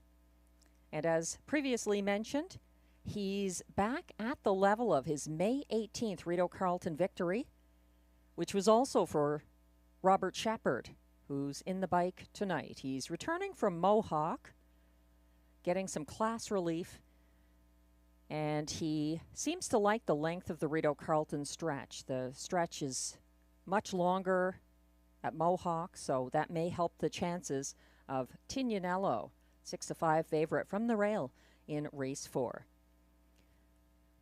Overlooked at 11-1 is the 3 Self-Made, who crossed over to take the lead from Uncontrollable on the first turn of last Sunday's Hippodrome 3R Preferred Handicap pace.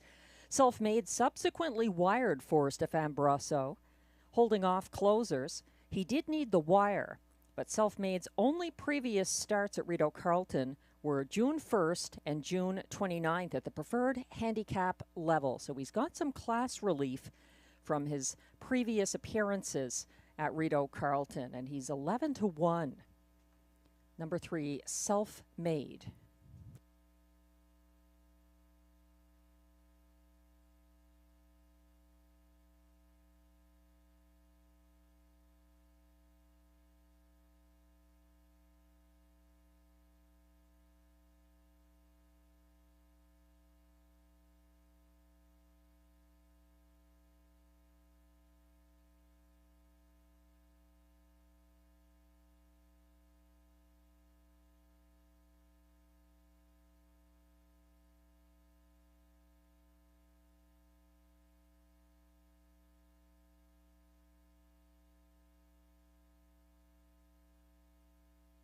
It's great to see the crowd tonight at the races if you have friends who haven't experienced live harness racing. It's always a great place to bring them to enjoy a picnic table and the snack bar and the live races here at Rideau Carleton.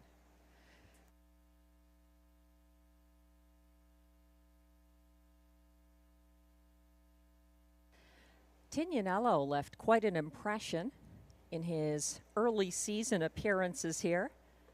He's getting all the respect on the tote board, continuing on as 6-5 favorite.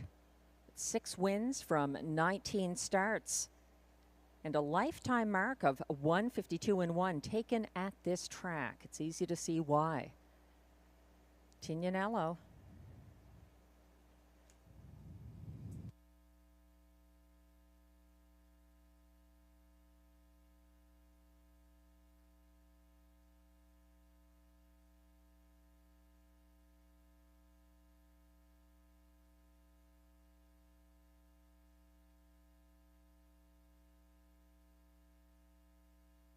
Starter has called the field for race 4. Still time to wager. The middle pick 4, perfectly positioned for those who didn't have the 17-1 winner in race 3.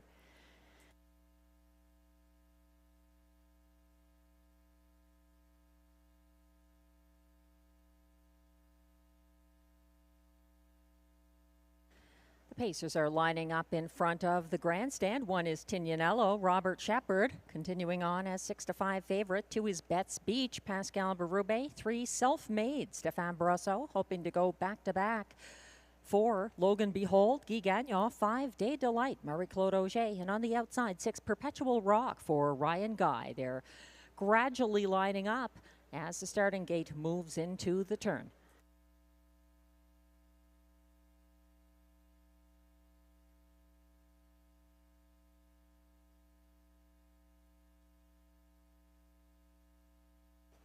Starting gate is on the backstretch.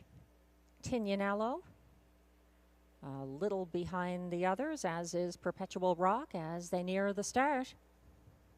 And they're off and getting away well. That's Betts Beach. He's accompanied on the outside by Logan Behold, also leaving and now clearing to the front in hot pursuit. Day Delight is first over against Logan Behold. Sitting behind them third now, that's Betts Beach. Further back to fourth for Self-Made, clearing to the lead, quickly opening up by a length and a half. Day Delight and Marie-Claude Auger are leading the way to the opening quarter, getting there in 26 and 3. Day Delight opening up. He's got a good 3-length edge over Logan Behold now, who sits second ahead of Betts Beach, third. In fourth, Self-Made. Fifth, Tignanello. And at the back of this tight group, it's Perpetual Rock as they head around the turn. Nobody stepping out yet to challenge the pace setter, Day Delight, who loves the front end trip and is getting the respect tonight, reaching the half in 55 and 2.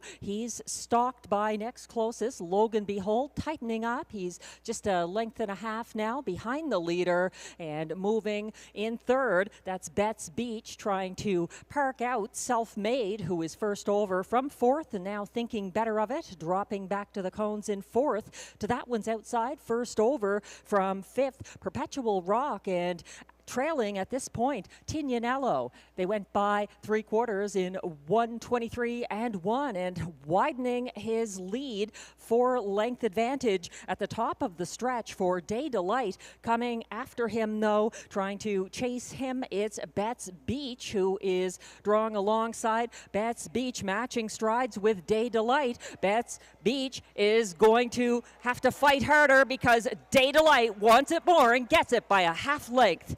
Finishing second, that was Betts Beach. Perpetual Rock up for show, 151 and 4.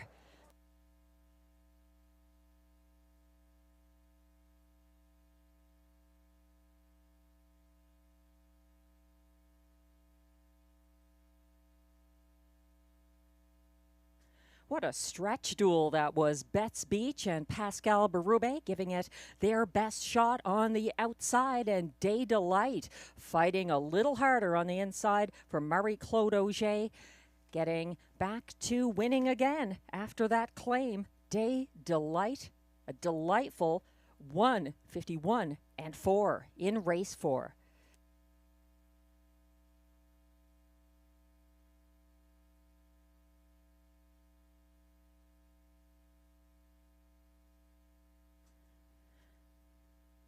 Now posted the unofficial top 4 order of finish for race 4.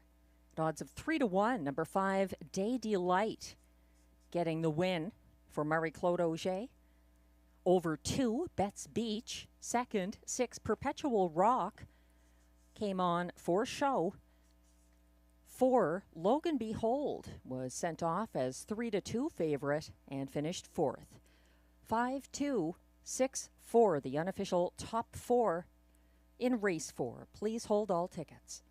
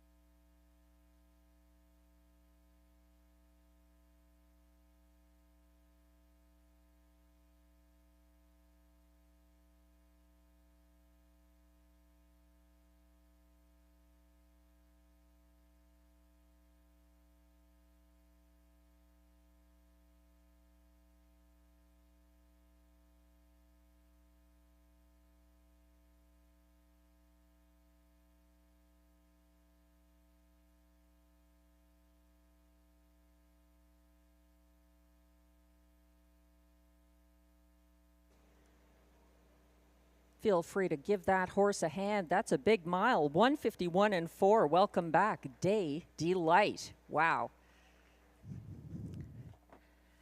We're looking at the unofficial winner of race 4 coming back to have his picture taken once again. Day Delight, an 8-year-old brown gelding by Better's Delight out of Kim's Royal Day, owned by Triple S Equine of Newton, Ontario, bred by Winback Farm of Chesapeake City, Maryland, trained by Vic Putty, driven to victory by Marie-Claude Auger. Win number 5 of the season, 151 and 4. Another impressive mile. Day Delight.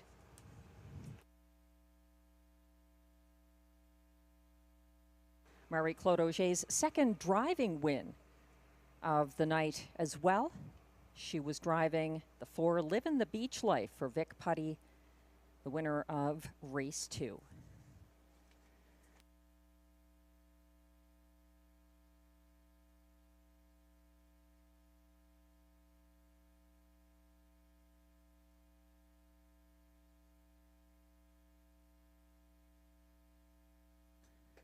Race 4 is now official.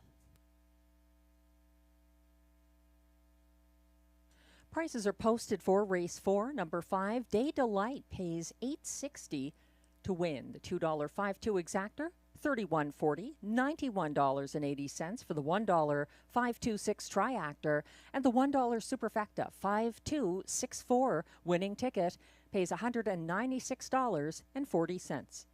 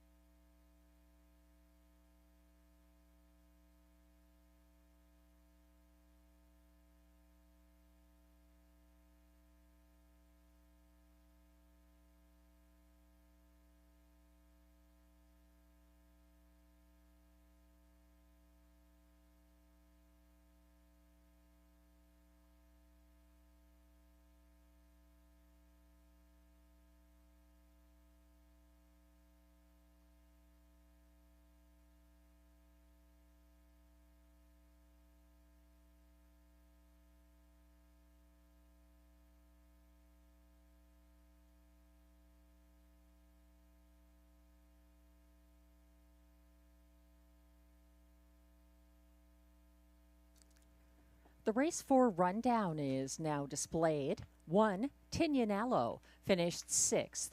2, Betts Beach was 2nd. 3, Self-Made 5th. 4, Logan Behold ended up the 3-2 beaten favorite, finishing 4th. 5, Day Delight delivers another driving win, the second of the card for Marie-Claude Auger. And 6, Perpetual Rock finished 3rd.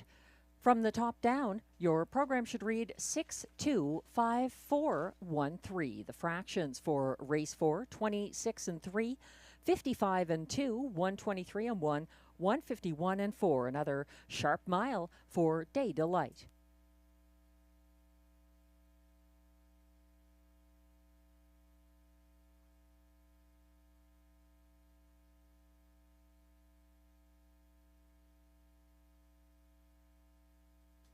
Race 5 is coming up next. No changes. Exactor, triactor, superfecta, and pick 3 wagering.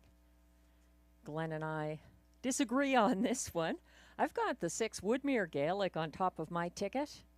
I think sometimes a change of driver can really change how a horse performs. Stéphane Pouliot getting the catch drive on the class dropper with 1 win this season at this track.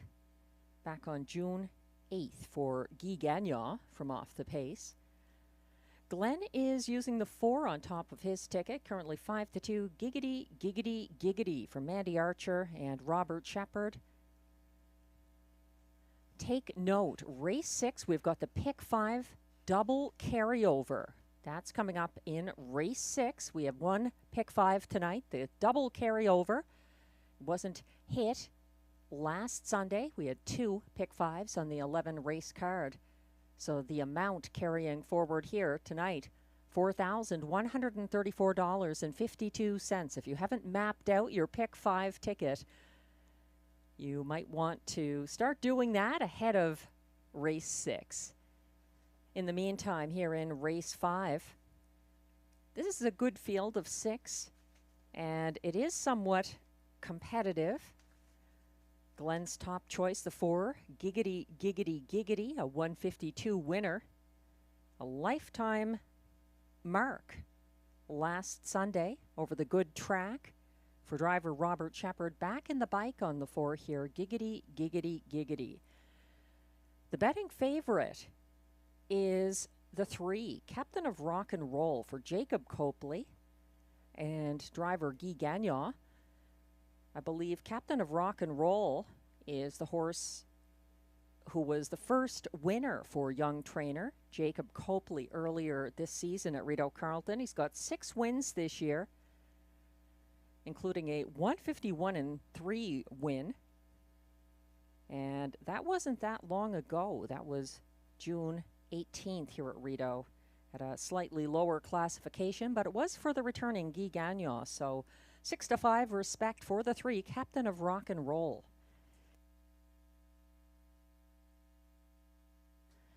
The 6 Woodmere Gaelic is actually making his first ever start for catch driver Stéphane Pouliot and just missed at this level on June 22nd. He's been pacing sub 153 miles in 3 recent place finishes, and he finished a strong second to horses not in this field, which I think is important. Woodmere Gaelic paced the fastest beaten mile of his life, 152 flat, on June 22nd for Guy Gagnon. Guy Gagnon is driving the 3, Captain of Rock and Roll, but Stéphane Pouliot getting a live catch drive on the 6 Woodmere Gaelic, trained by Steve Bellil, and seeking a second seasonal victory.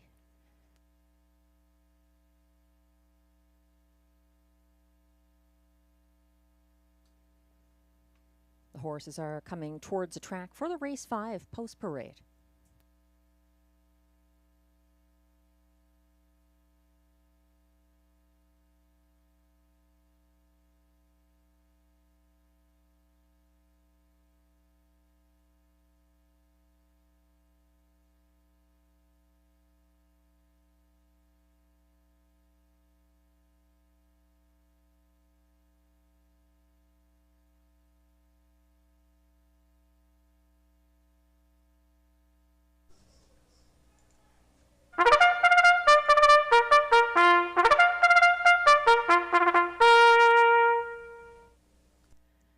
Here come the race 5 pacers, non-winners of $6,000 in their last 5 starts, also eligible, non-winners of $40,000 lifetime with allowances for fillies and mares, also eligible, $18,000 claimers. The purse, $8,200.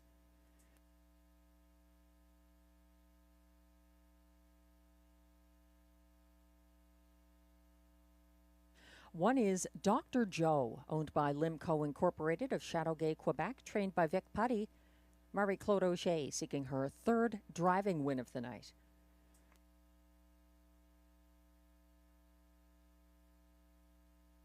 2 is Bayfield Beach, owned by Gordon MacDonald of Ontario, Christopher Boland of Newfoundland, Howmac Farms Limited of Prince Edward Island, and Limco Incorporated of Quebec, trained by Vic Putty, driven by Ryan Guy.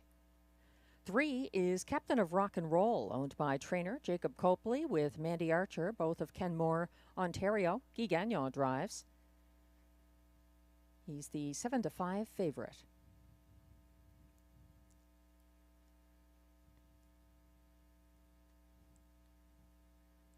Four is Giggity, Giggity, Giggity, owned by Jamie Copley of Kenmore with Barry Treen of Spencerville and Ashley Murphy of Iroquois, Ontario. Trained by Mandy Archer, Robert Shepard drives. 5 is Light the Torch, owned by trainer Marc-André Simoneau of Trois-Rivières, Quebec, with Jean Fontaine, also of Trois-Rivières. Pascal Berube drives.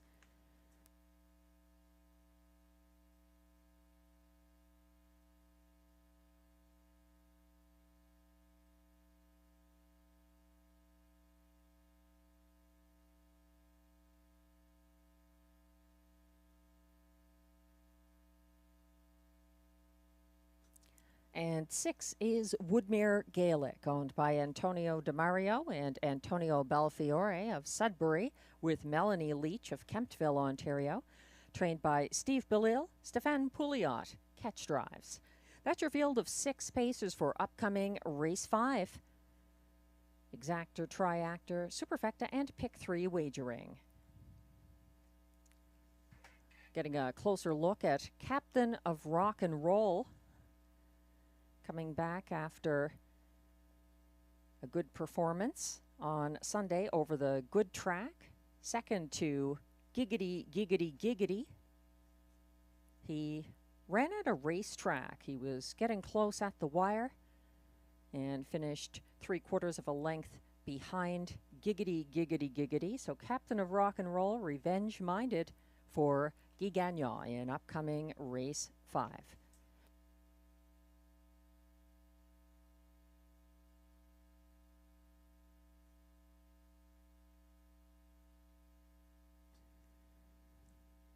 A little more about the 3. Captain of Rock and Roll. He followed the cover of the first over Dillon's Bank in front of the grandstand last Sunday and was second over 4th to the half. He went 3 wide around that rival when Dillon's Bank began bearing in on the backstretch.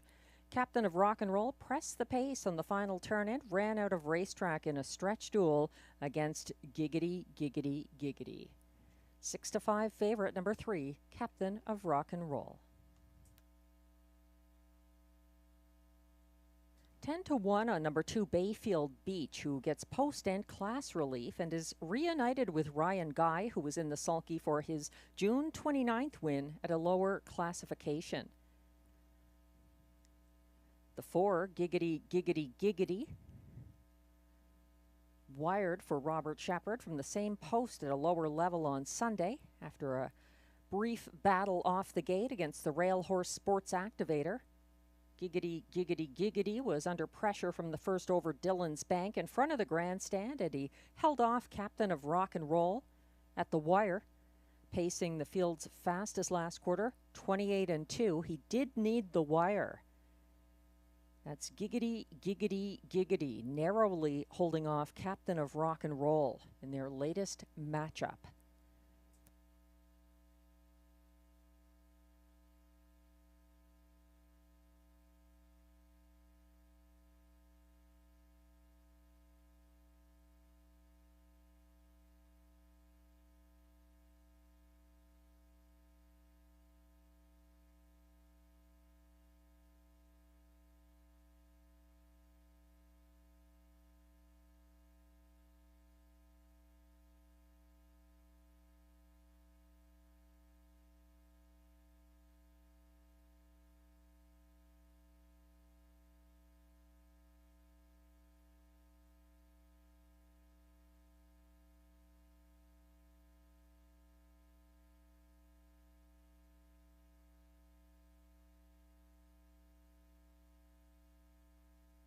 Starter has called the race 5 pacers.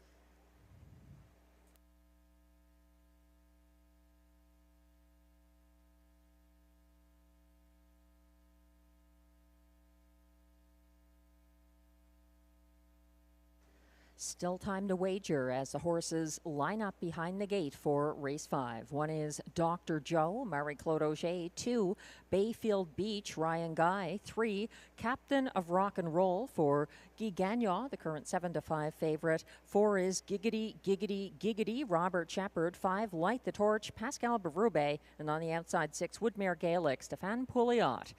They're all lined up except the one, Dr. Joe, gaining ground to catch the field as the starting gate turns on to the Rideau Carleton backstretch.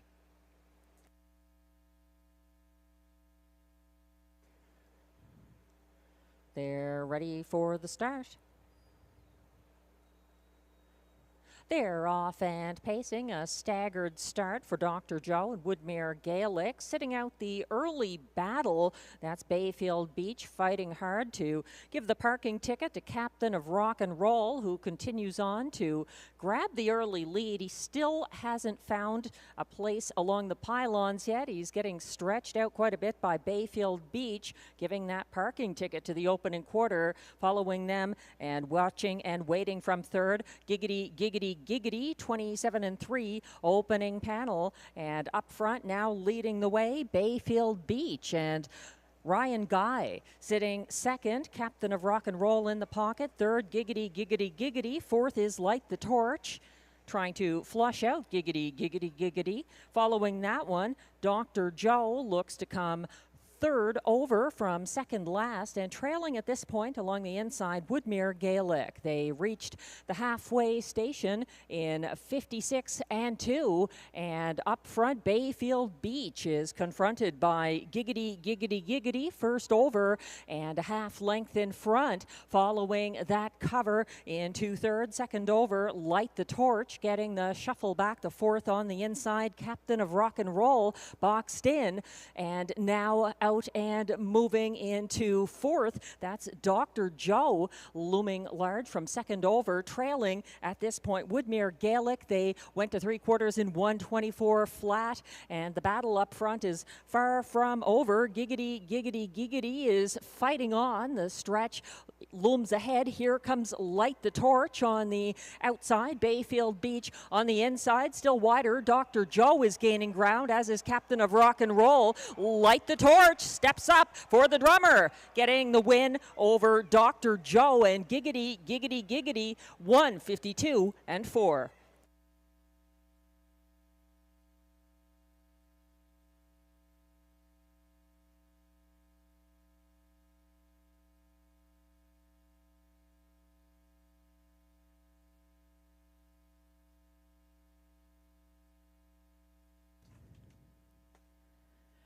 Class relief for Light the Torch paid off. He gets win number 4 of the season and a new lifetime mark for Pascal Berube. Light the Torch, 1:52-4, capturing race 5.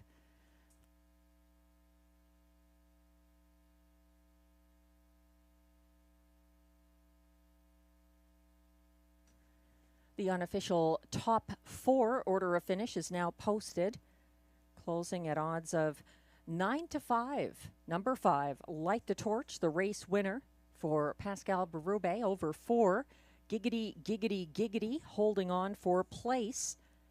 Number 1, Dr. Joe, finished third over 3. Captain of Rock and Roll, fourth as beaten 7-5 favorite. 5-4-1-3, the unofficial top 4 in race 5. Please hold all tickets.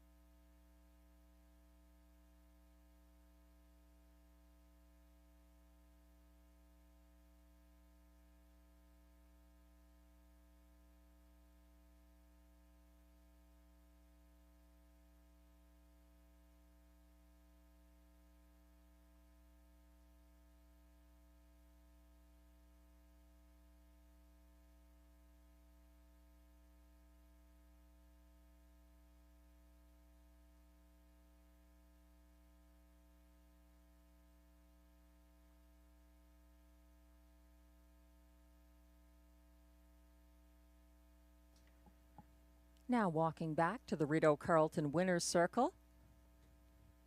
Unofficial race 5 winner, number 5, Light the Torch.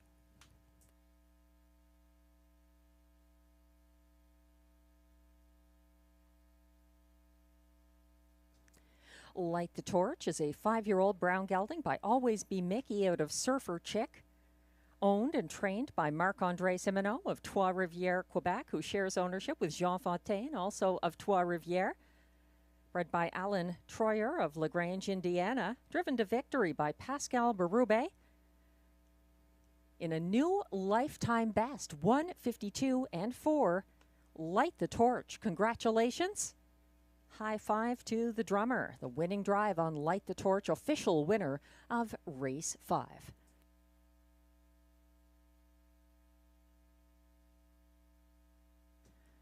Prices are posted now for Race 5, where the 5 Light the Torch returns $5.70 to win. The $2 5-4 exactor pays $19. The $1 pick 4 4-6-5-5 combination 4 of 4 $353.40. 3 of 3 in the pick 3 $130.38.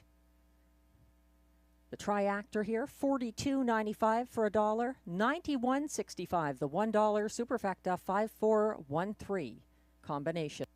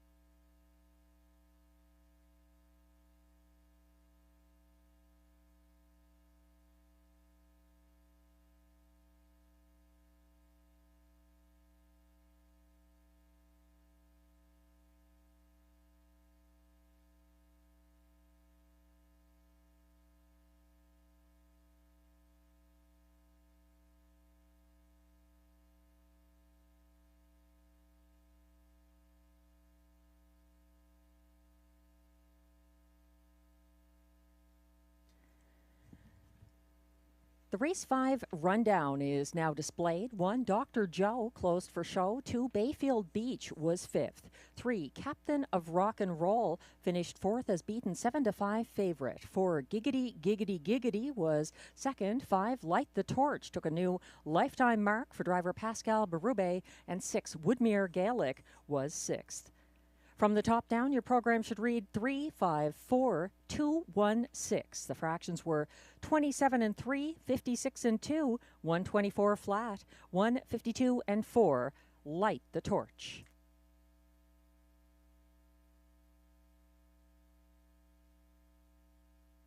Race 6 is coming up next. No changes, exactor, triactor, high 5 wagering. And important to note, pick 5 wagering. We have a double carryover, $4,134.52 already in the pool for the pick 5 players. The pick 5 spanning races 6 through 10. The only change is the claim entered in race 9 on number 7, Carson Star Choice. No other changes for the remainder of the card affect that pick 5 that begins in upcoming race 6.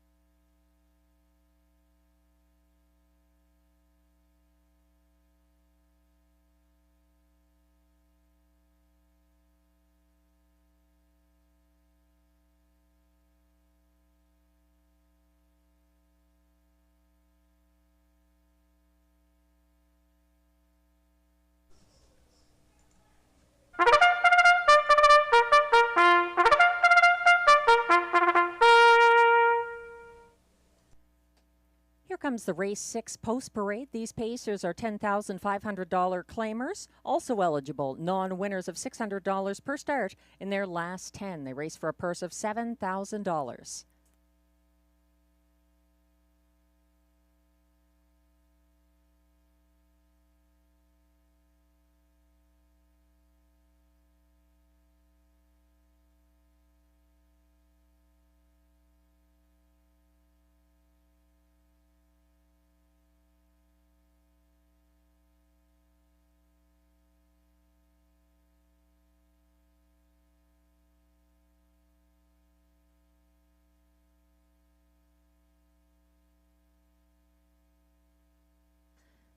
Now coming on track, number 1, KJ Owen, owned and trained by John McMillan of Odessa, Ontario. Robert Shepard drives.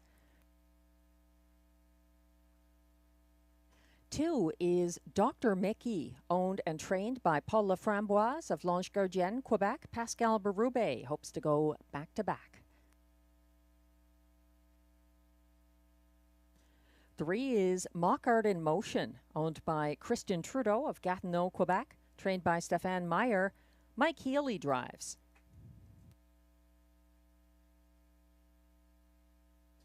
4 is the current 6-5 favorite, Better at High Tide, owned, trained, and driven by Jason Gilchrist of Prescott, Ontario.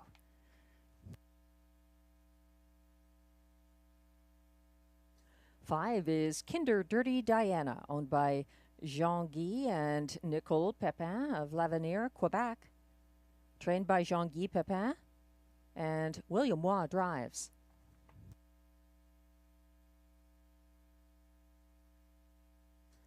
6 is Well Worth the Wait, owned by Catherine and Lauren Scott of Brinston, Ontario, trained by Brian Scott. Ryan Guy drives.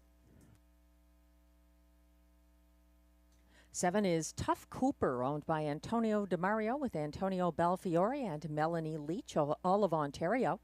Steve Bellil trains and Stefan Pouliot drives. 8, Make It Come True, is owned by Écurie Guy Gagnon Incorporated, along with Stéphanie Gagnon of Gatineau, Quebec. Guy Gagnon trains and drives. And from Trailing Post 9, it's Lady for Dollar, owned and trained by John McMillan of Odessa, Ontario. Marie-Claude Auger drives. That's your field of 9 pacers for upcoming Race 6, which has exactor and triactor wagering, as well as Pick 5 and High 5 wagering. If you're new to betting, the High 5, also known as the Super High 5, is picking the top 5 finishers in one race in order. So that applies here in Race 6. And importantly, the Pick 5 kicks off here. You need to pick 5 straight winners. Races 6 through 10.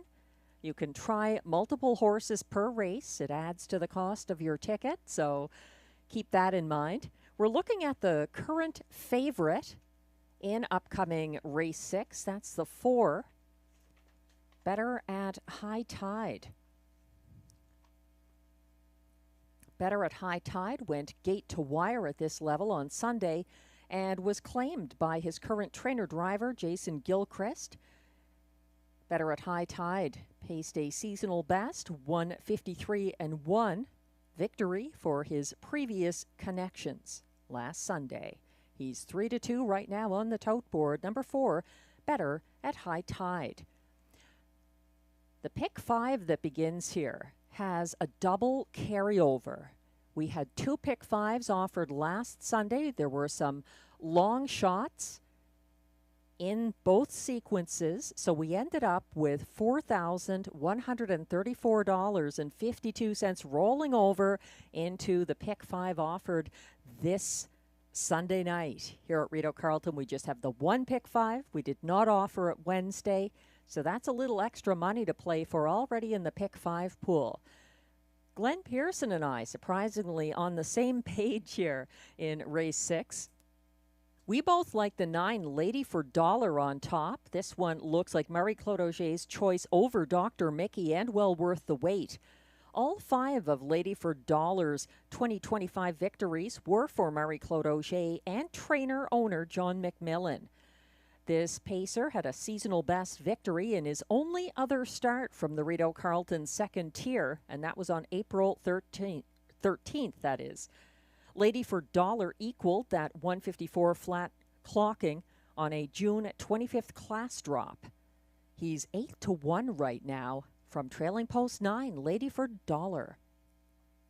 The 4, Better at High Tide, the 9-5 favorite, is our second choice horse. Then Glenn is going to the 2, Dr. Mickey, getting post relief on a class hike. This one had an overland trip at 19-1 odds on Sunday, following the cover of Always Your Way from the back of the field, approaching the second turn. Dr. Mickey got parked second over 5th on the backstretch and had a 3-wide move at the top of the stretch. He ran out of racetrack trying to hunt down Carson's star choice. This is his debut for Pascal Berube, the 2, Dr. Mickey, 7-1 right now.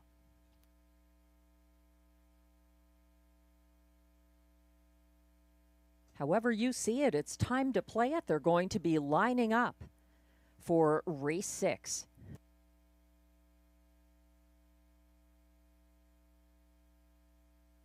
Starter has called the field for Race 6. There's still time to play the Pick 5 that begins here with that carryover money, adding an incentive.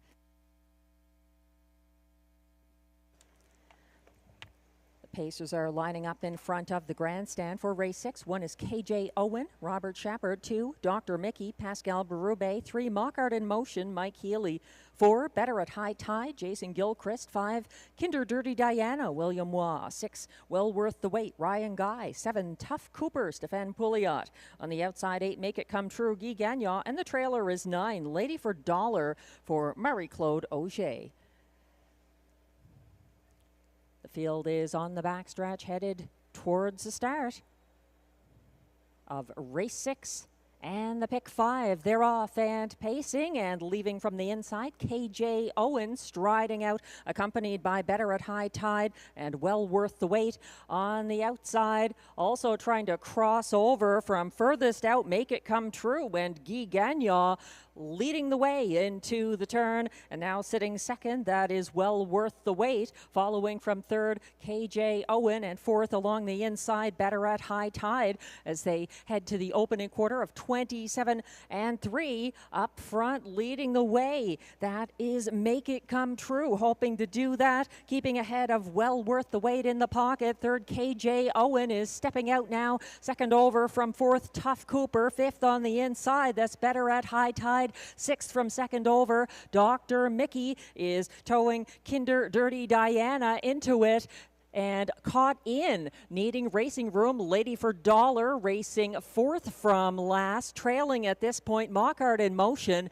They reach the half in 57 and 3, a 30-second breather for the leader. Make It Come True, trying to bottom out the field on the front end. He's got pressure from the pocket, stalking closely. That's Well Worth the Wait. And out there, first over in second now, KJ Owen trying to gain ground on the leader, gapping fourth on the inside, Better at High Tide, gapping cover fifth on the outside, Tough Cooper. They went to three quarters in 1:25 and 3, and Guy Gagnon trying to see this through, but he's confronted by KJ Owen. Make It Come True is fighting on the inside. KJ Owen circling past and soaring late up the inside path. Lady for Dollar is charging, but not going to catch stablemate KJ Owen, an open length winner for Robert Shepard in his Rideau debut. Well Worth the Wait second, Make It Come True third, Lady for Dollar got up for fourth,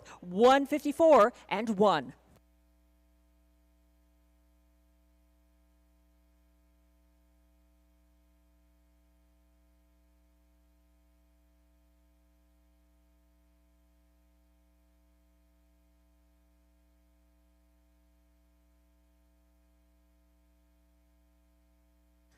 A gutsy front end trip for Make It Come True, but KJ Owen is the one who made his owner and driver's dreams come true in this Rideau debut. KJ Owen getting Robert Shepard his first driving win of the night, 1:54 and 1. A promising debut for the John McMillan owned and trained gelding in race 6.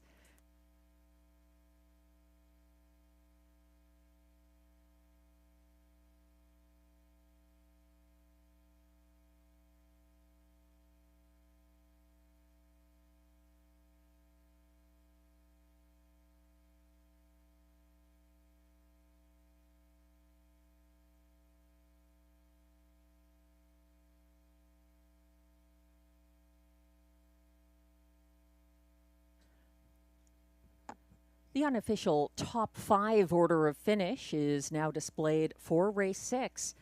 At odds of 9-5, number 1, KJ Owen gets the win. For Robert Shepard, over 6, Well Worth the Wait. Second at odds of 24-1. 8, Make It Come True at 17-1, holds on for show after cutting fractions. The late charging Lady for Dollar, the 9, got up for fourth ahead of beaten favorite number 4, Better at High Tide, who completes the high 5. 1-6-8-9-4, the top 5 unofficially for race 6. Please hold all tickets.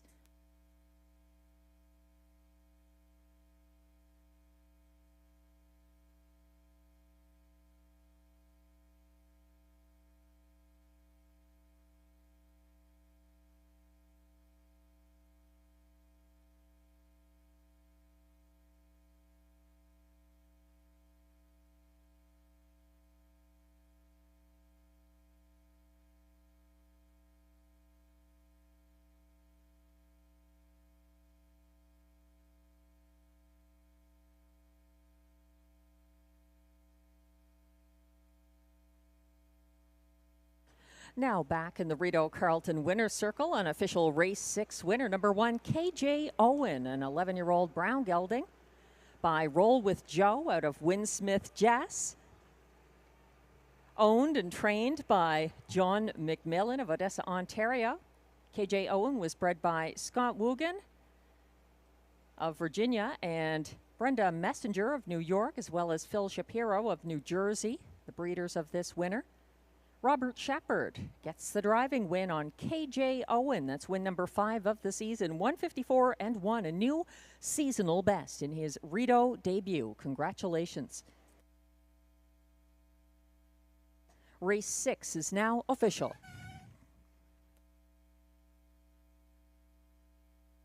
Prices are posted for race 6. Number 1, KJ Owen, returns $5.90 to win. The $2.16 exactor, $206.80. $1,592.25 for the $1 try, 168. The 20-cent super high five was not hit. We have a carryover. $3,277.01 for the high five carryover.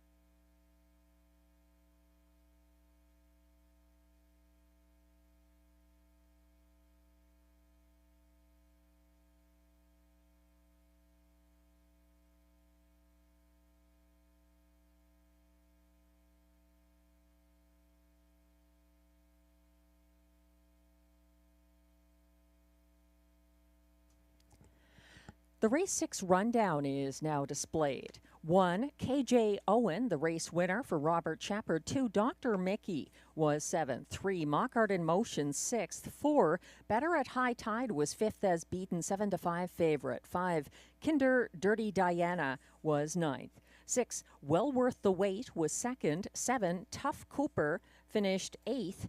8, Make It Come True held on for show ahead of 9. Lady for Dollar, who closed for 4th. From the top down, your program should read 176592834. The fractions were 27-3, 57-3, 125-3, 154-1. The winning mile and the fastest of the year so far for KJ Owen. Note that the high five was not hit. In race 6, we have a high five carryover of $3,277. That's moving on to later in the card when we have another high five race. So we're looking at race 10. That's our next high five race of the night with that carryover. Race 7 is coming up next. Exactor, Triactor, Superfecta, and late pick for wagering.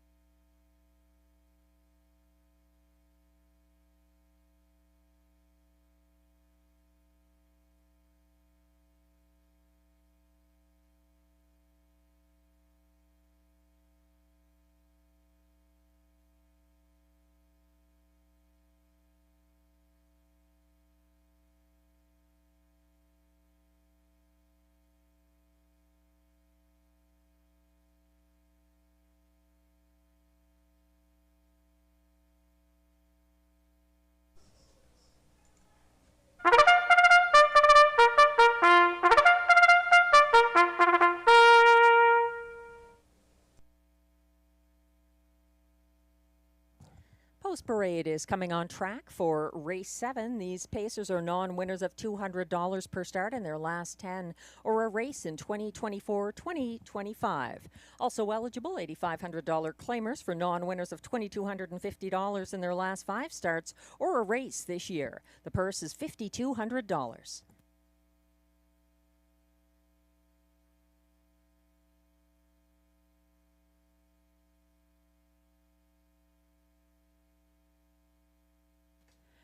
Leading the Post Parade, number 1, Another Daily Copy, owned by Stéphane Fortin of Chicoutimi, Quebec, trained by Steve Fortin and driven by Stéphane Pouliot.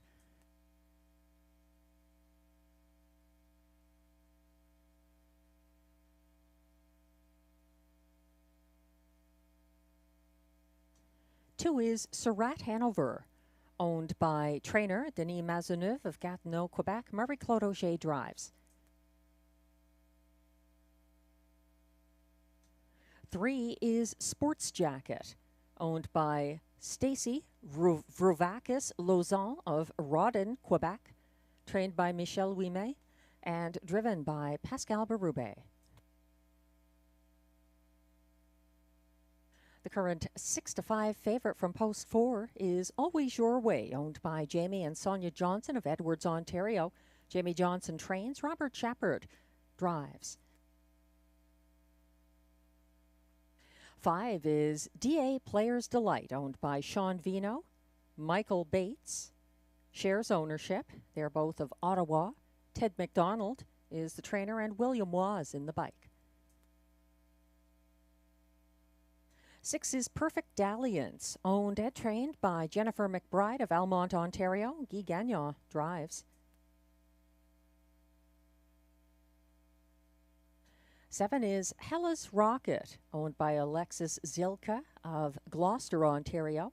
Sebastian Turenne is the trainer, and Ryan Guy gets the drive. Completing this field from Post 8, Shadow Dave, owned by Anne Lemerand of Gatineau, Quebec. Trained and driven by Mike Healy. That's your field for upcoming Race 7 with Exactor, Triactor, Superfecta, and late Pick 4 wagering. No changes in any of the races coming up. There is a claim in Race 9 of number 7, Carson Star Choice. That is the only thing to add to what's in the program and what's on the track right now. In the first leg of the late Pick 4, we're looking at the 4 to 5 current favorite in upcoming Race 7. I'm surprised by those odds. I thought Always Your Way might get away at more of a price. He went undefeated in 3 starts at the Rideau Carleton $8,500 claiming tag last July, racing on or near the pace. Always Your Way was single file 6th on the first turn last Sunday, emerging first over in front of the grandstand and flushing out Carson Star Choice approaching the half. He got parked first over third on the backstretch and overtaken at the top of the stretch. He has mild class relief here and adds catch driver Robert Shepard. It's the 4, Always Your Way, holding steady as 4 to 5 favorite. Another I'd watch here is the 1, another daily copy. But first, we have another birthday greeting to share. The Gilchrist girls, Eve and Scarlett, celebrating their birthday. Hope it's a good one, Eve and Scarlett, and hope you're enjoying the races here at Rideau Carleton. Have a very happy birthday.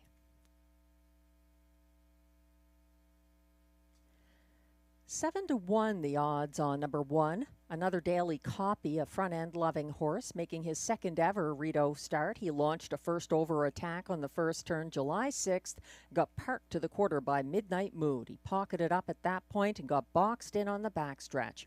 Another daily copy retreated through the field after that. This is only his 3rd seasonal start, and he adds driver Stéphane Pouliot. That's the 1, another daily copy. The 2, Surratt Hanover, is intriguing. This one making a quick turnaround. He cleared Blue Elvis on the first turn Wednesday and then sat the pocket behind that leader when he reclaimed near the quarter pole. Surratt Hanover tipped first over at 3/4 but couldn't reel in the going away winner, Mock Art in Motion. Surratt Hanover is Marie-Claude Auger's choice over beaten 3 to 2 favorite number 6. Perfect Dalliance, who picks up catch driver Guy Gagnon here. That never hurts. Perfect Dalliance took back to 3rd behind a dueling Putty Cat and Opulent Dragon on the first turn last Sunday. Perfect Dalliance came first over from 3rd past the half as Putty Cat tried to clear Opulent Dragon. Perfect Dalliance had to go 3 wide to battle both and understandably tired. She tends to like inside posts, but Guy Gagnon might get the best performance from her despite post 6. 3 to 1 right now on the 6, Perfect Dalliance. I also added in my trip notes that if there were any scratches in this field, which there are not, The 8, Shadow Dave, would be an instant substitution for the scratched horse. I think he'd be much better here with a bit of post relief. He's 14-1 from post 8, which is my only hesitation about Shadow Dave. They're about to go behind the starting gate. Still time to wager on race 7, our last pick 4 of the night.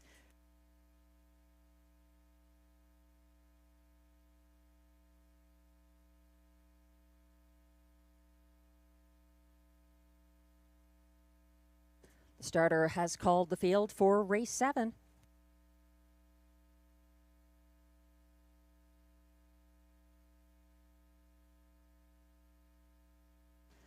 The pacers are lining up in the light rain coming down. 1 is Another Daily Copy, Stéphane Pouliot. 2, Sarah Hanover, Marie-Claude Auger. 3, Sports Jacket, Pascal Berube. 4, Always Your Way, Robert Shepard. 5, DA Players Delight, William Waugh. 6, Perfect Dalliance, Guy Gagnon. 7, Hellas Rocket, Ryan Guy. And on the outside, 8, Shadow Dave for Mike Healy. They're all lined up and headed onto the backstretch. The winds have picked up and the drizzle is coming down steadily as they approach the start.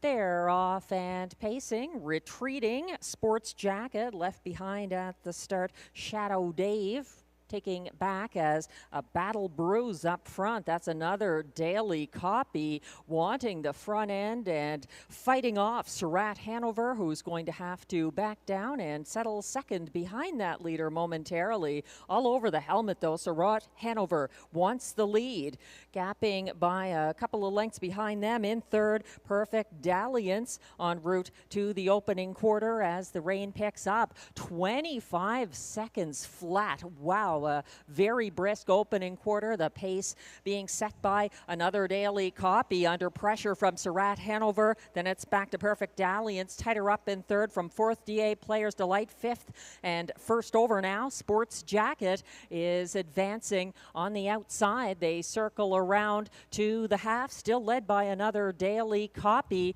Reaching that point, I think we've got a bit of a teletimer issue here, so we'll trust in the clocking later on after the race as Another Daily Copy continues to right the fractions here, leading the way for Stéphane Pouliot. Up on the outside now, Perfect Dalliance first over into second, caught in third. That's Sarah Hanover second over and gaining ground into fourth, Sports Jacket. Fifth on the inside, DA Players Delight lacks racing room. Also caught inside of Shadow Dave, shuffled to the back of the field. Always Your Way, and trailing at this point, but kicking 3 wide late, Hellas Rocket, as they turn for home in the rain and wind. Let's see what happens. Another Daily Copy seems to have been put away. Perfect Dalliance and Guy Gagnon maintaining a couple of lengths advantage and going to cruise to victory ahead of Sports Jacket, Sarah Hanover,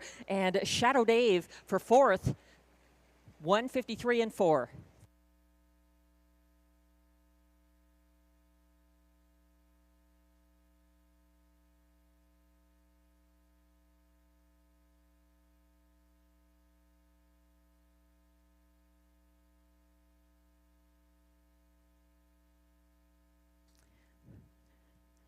Another Daily Copy set the pace, but it was Perfect Dalliance who wrote the headline, getting her first win of the year in line to Guy Gagnon in race 7.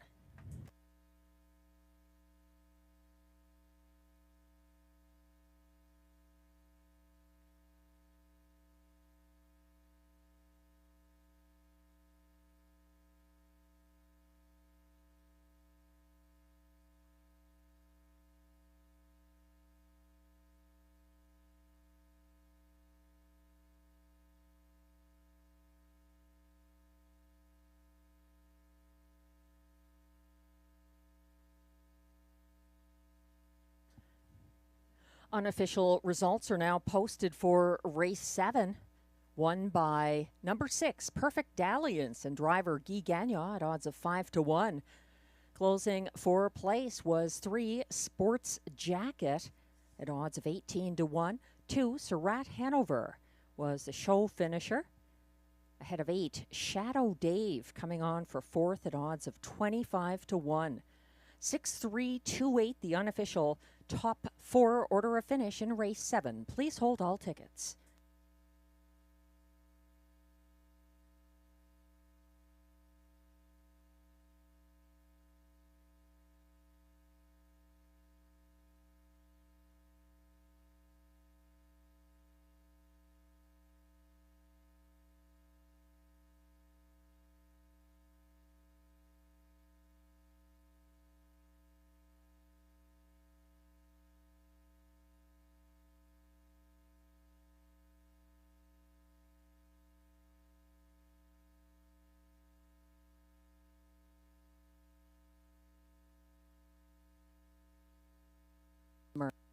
The teletimer has been corrected to reflect the fractions for the race. 28 and 2 opening quarter, 57 and 3 to the half, 127 and 1 at 3/4, 157 and 1 for the mile for Perfect Dalliance. And now back in the Rideau Carleton winner's circle. Perfect Dalliance getting her first win in over 2 years. She's a 9-year-old brown mare by Dally at a Perfect Wife, owned and trained by Jennifer McBride of Almont, Ontario. Also her breeder, actually it's Kathy McBride, who's the breeder of Perfect Dalliance, same family. Guy Gagnon gets the driving win on Perfect Dalliance, 157 and 1. Congratulations.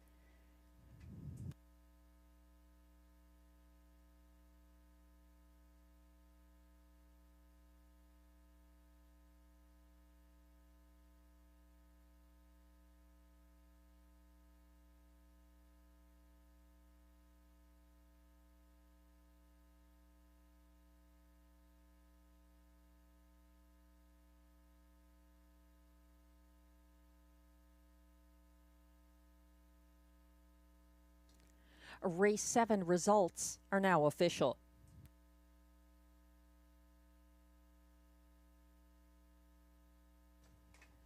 Prices are posted for race 7. Number 6, Perfect Dalliance, pays $13.90 to win. The $1 pick 3 ending here, 516 sequence, 3 of 3, $116.35. The $1 pick 4, $673.70 for the 5516 winning pick 4 combination.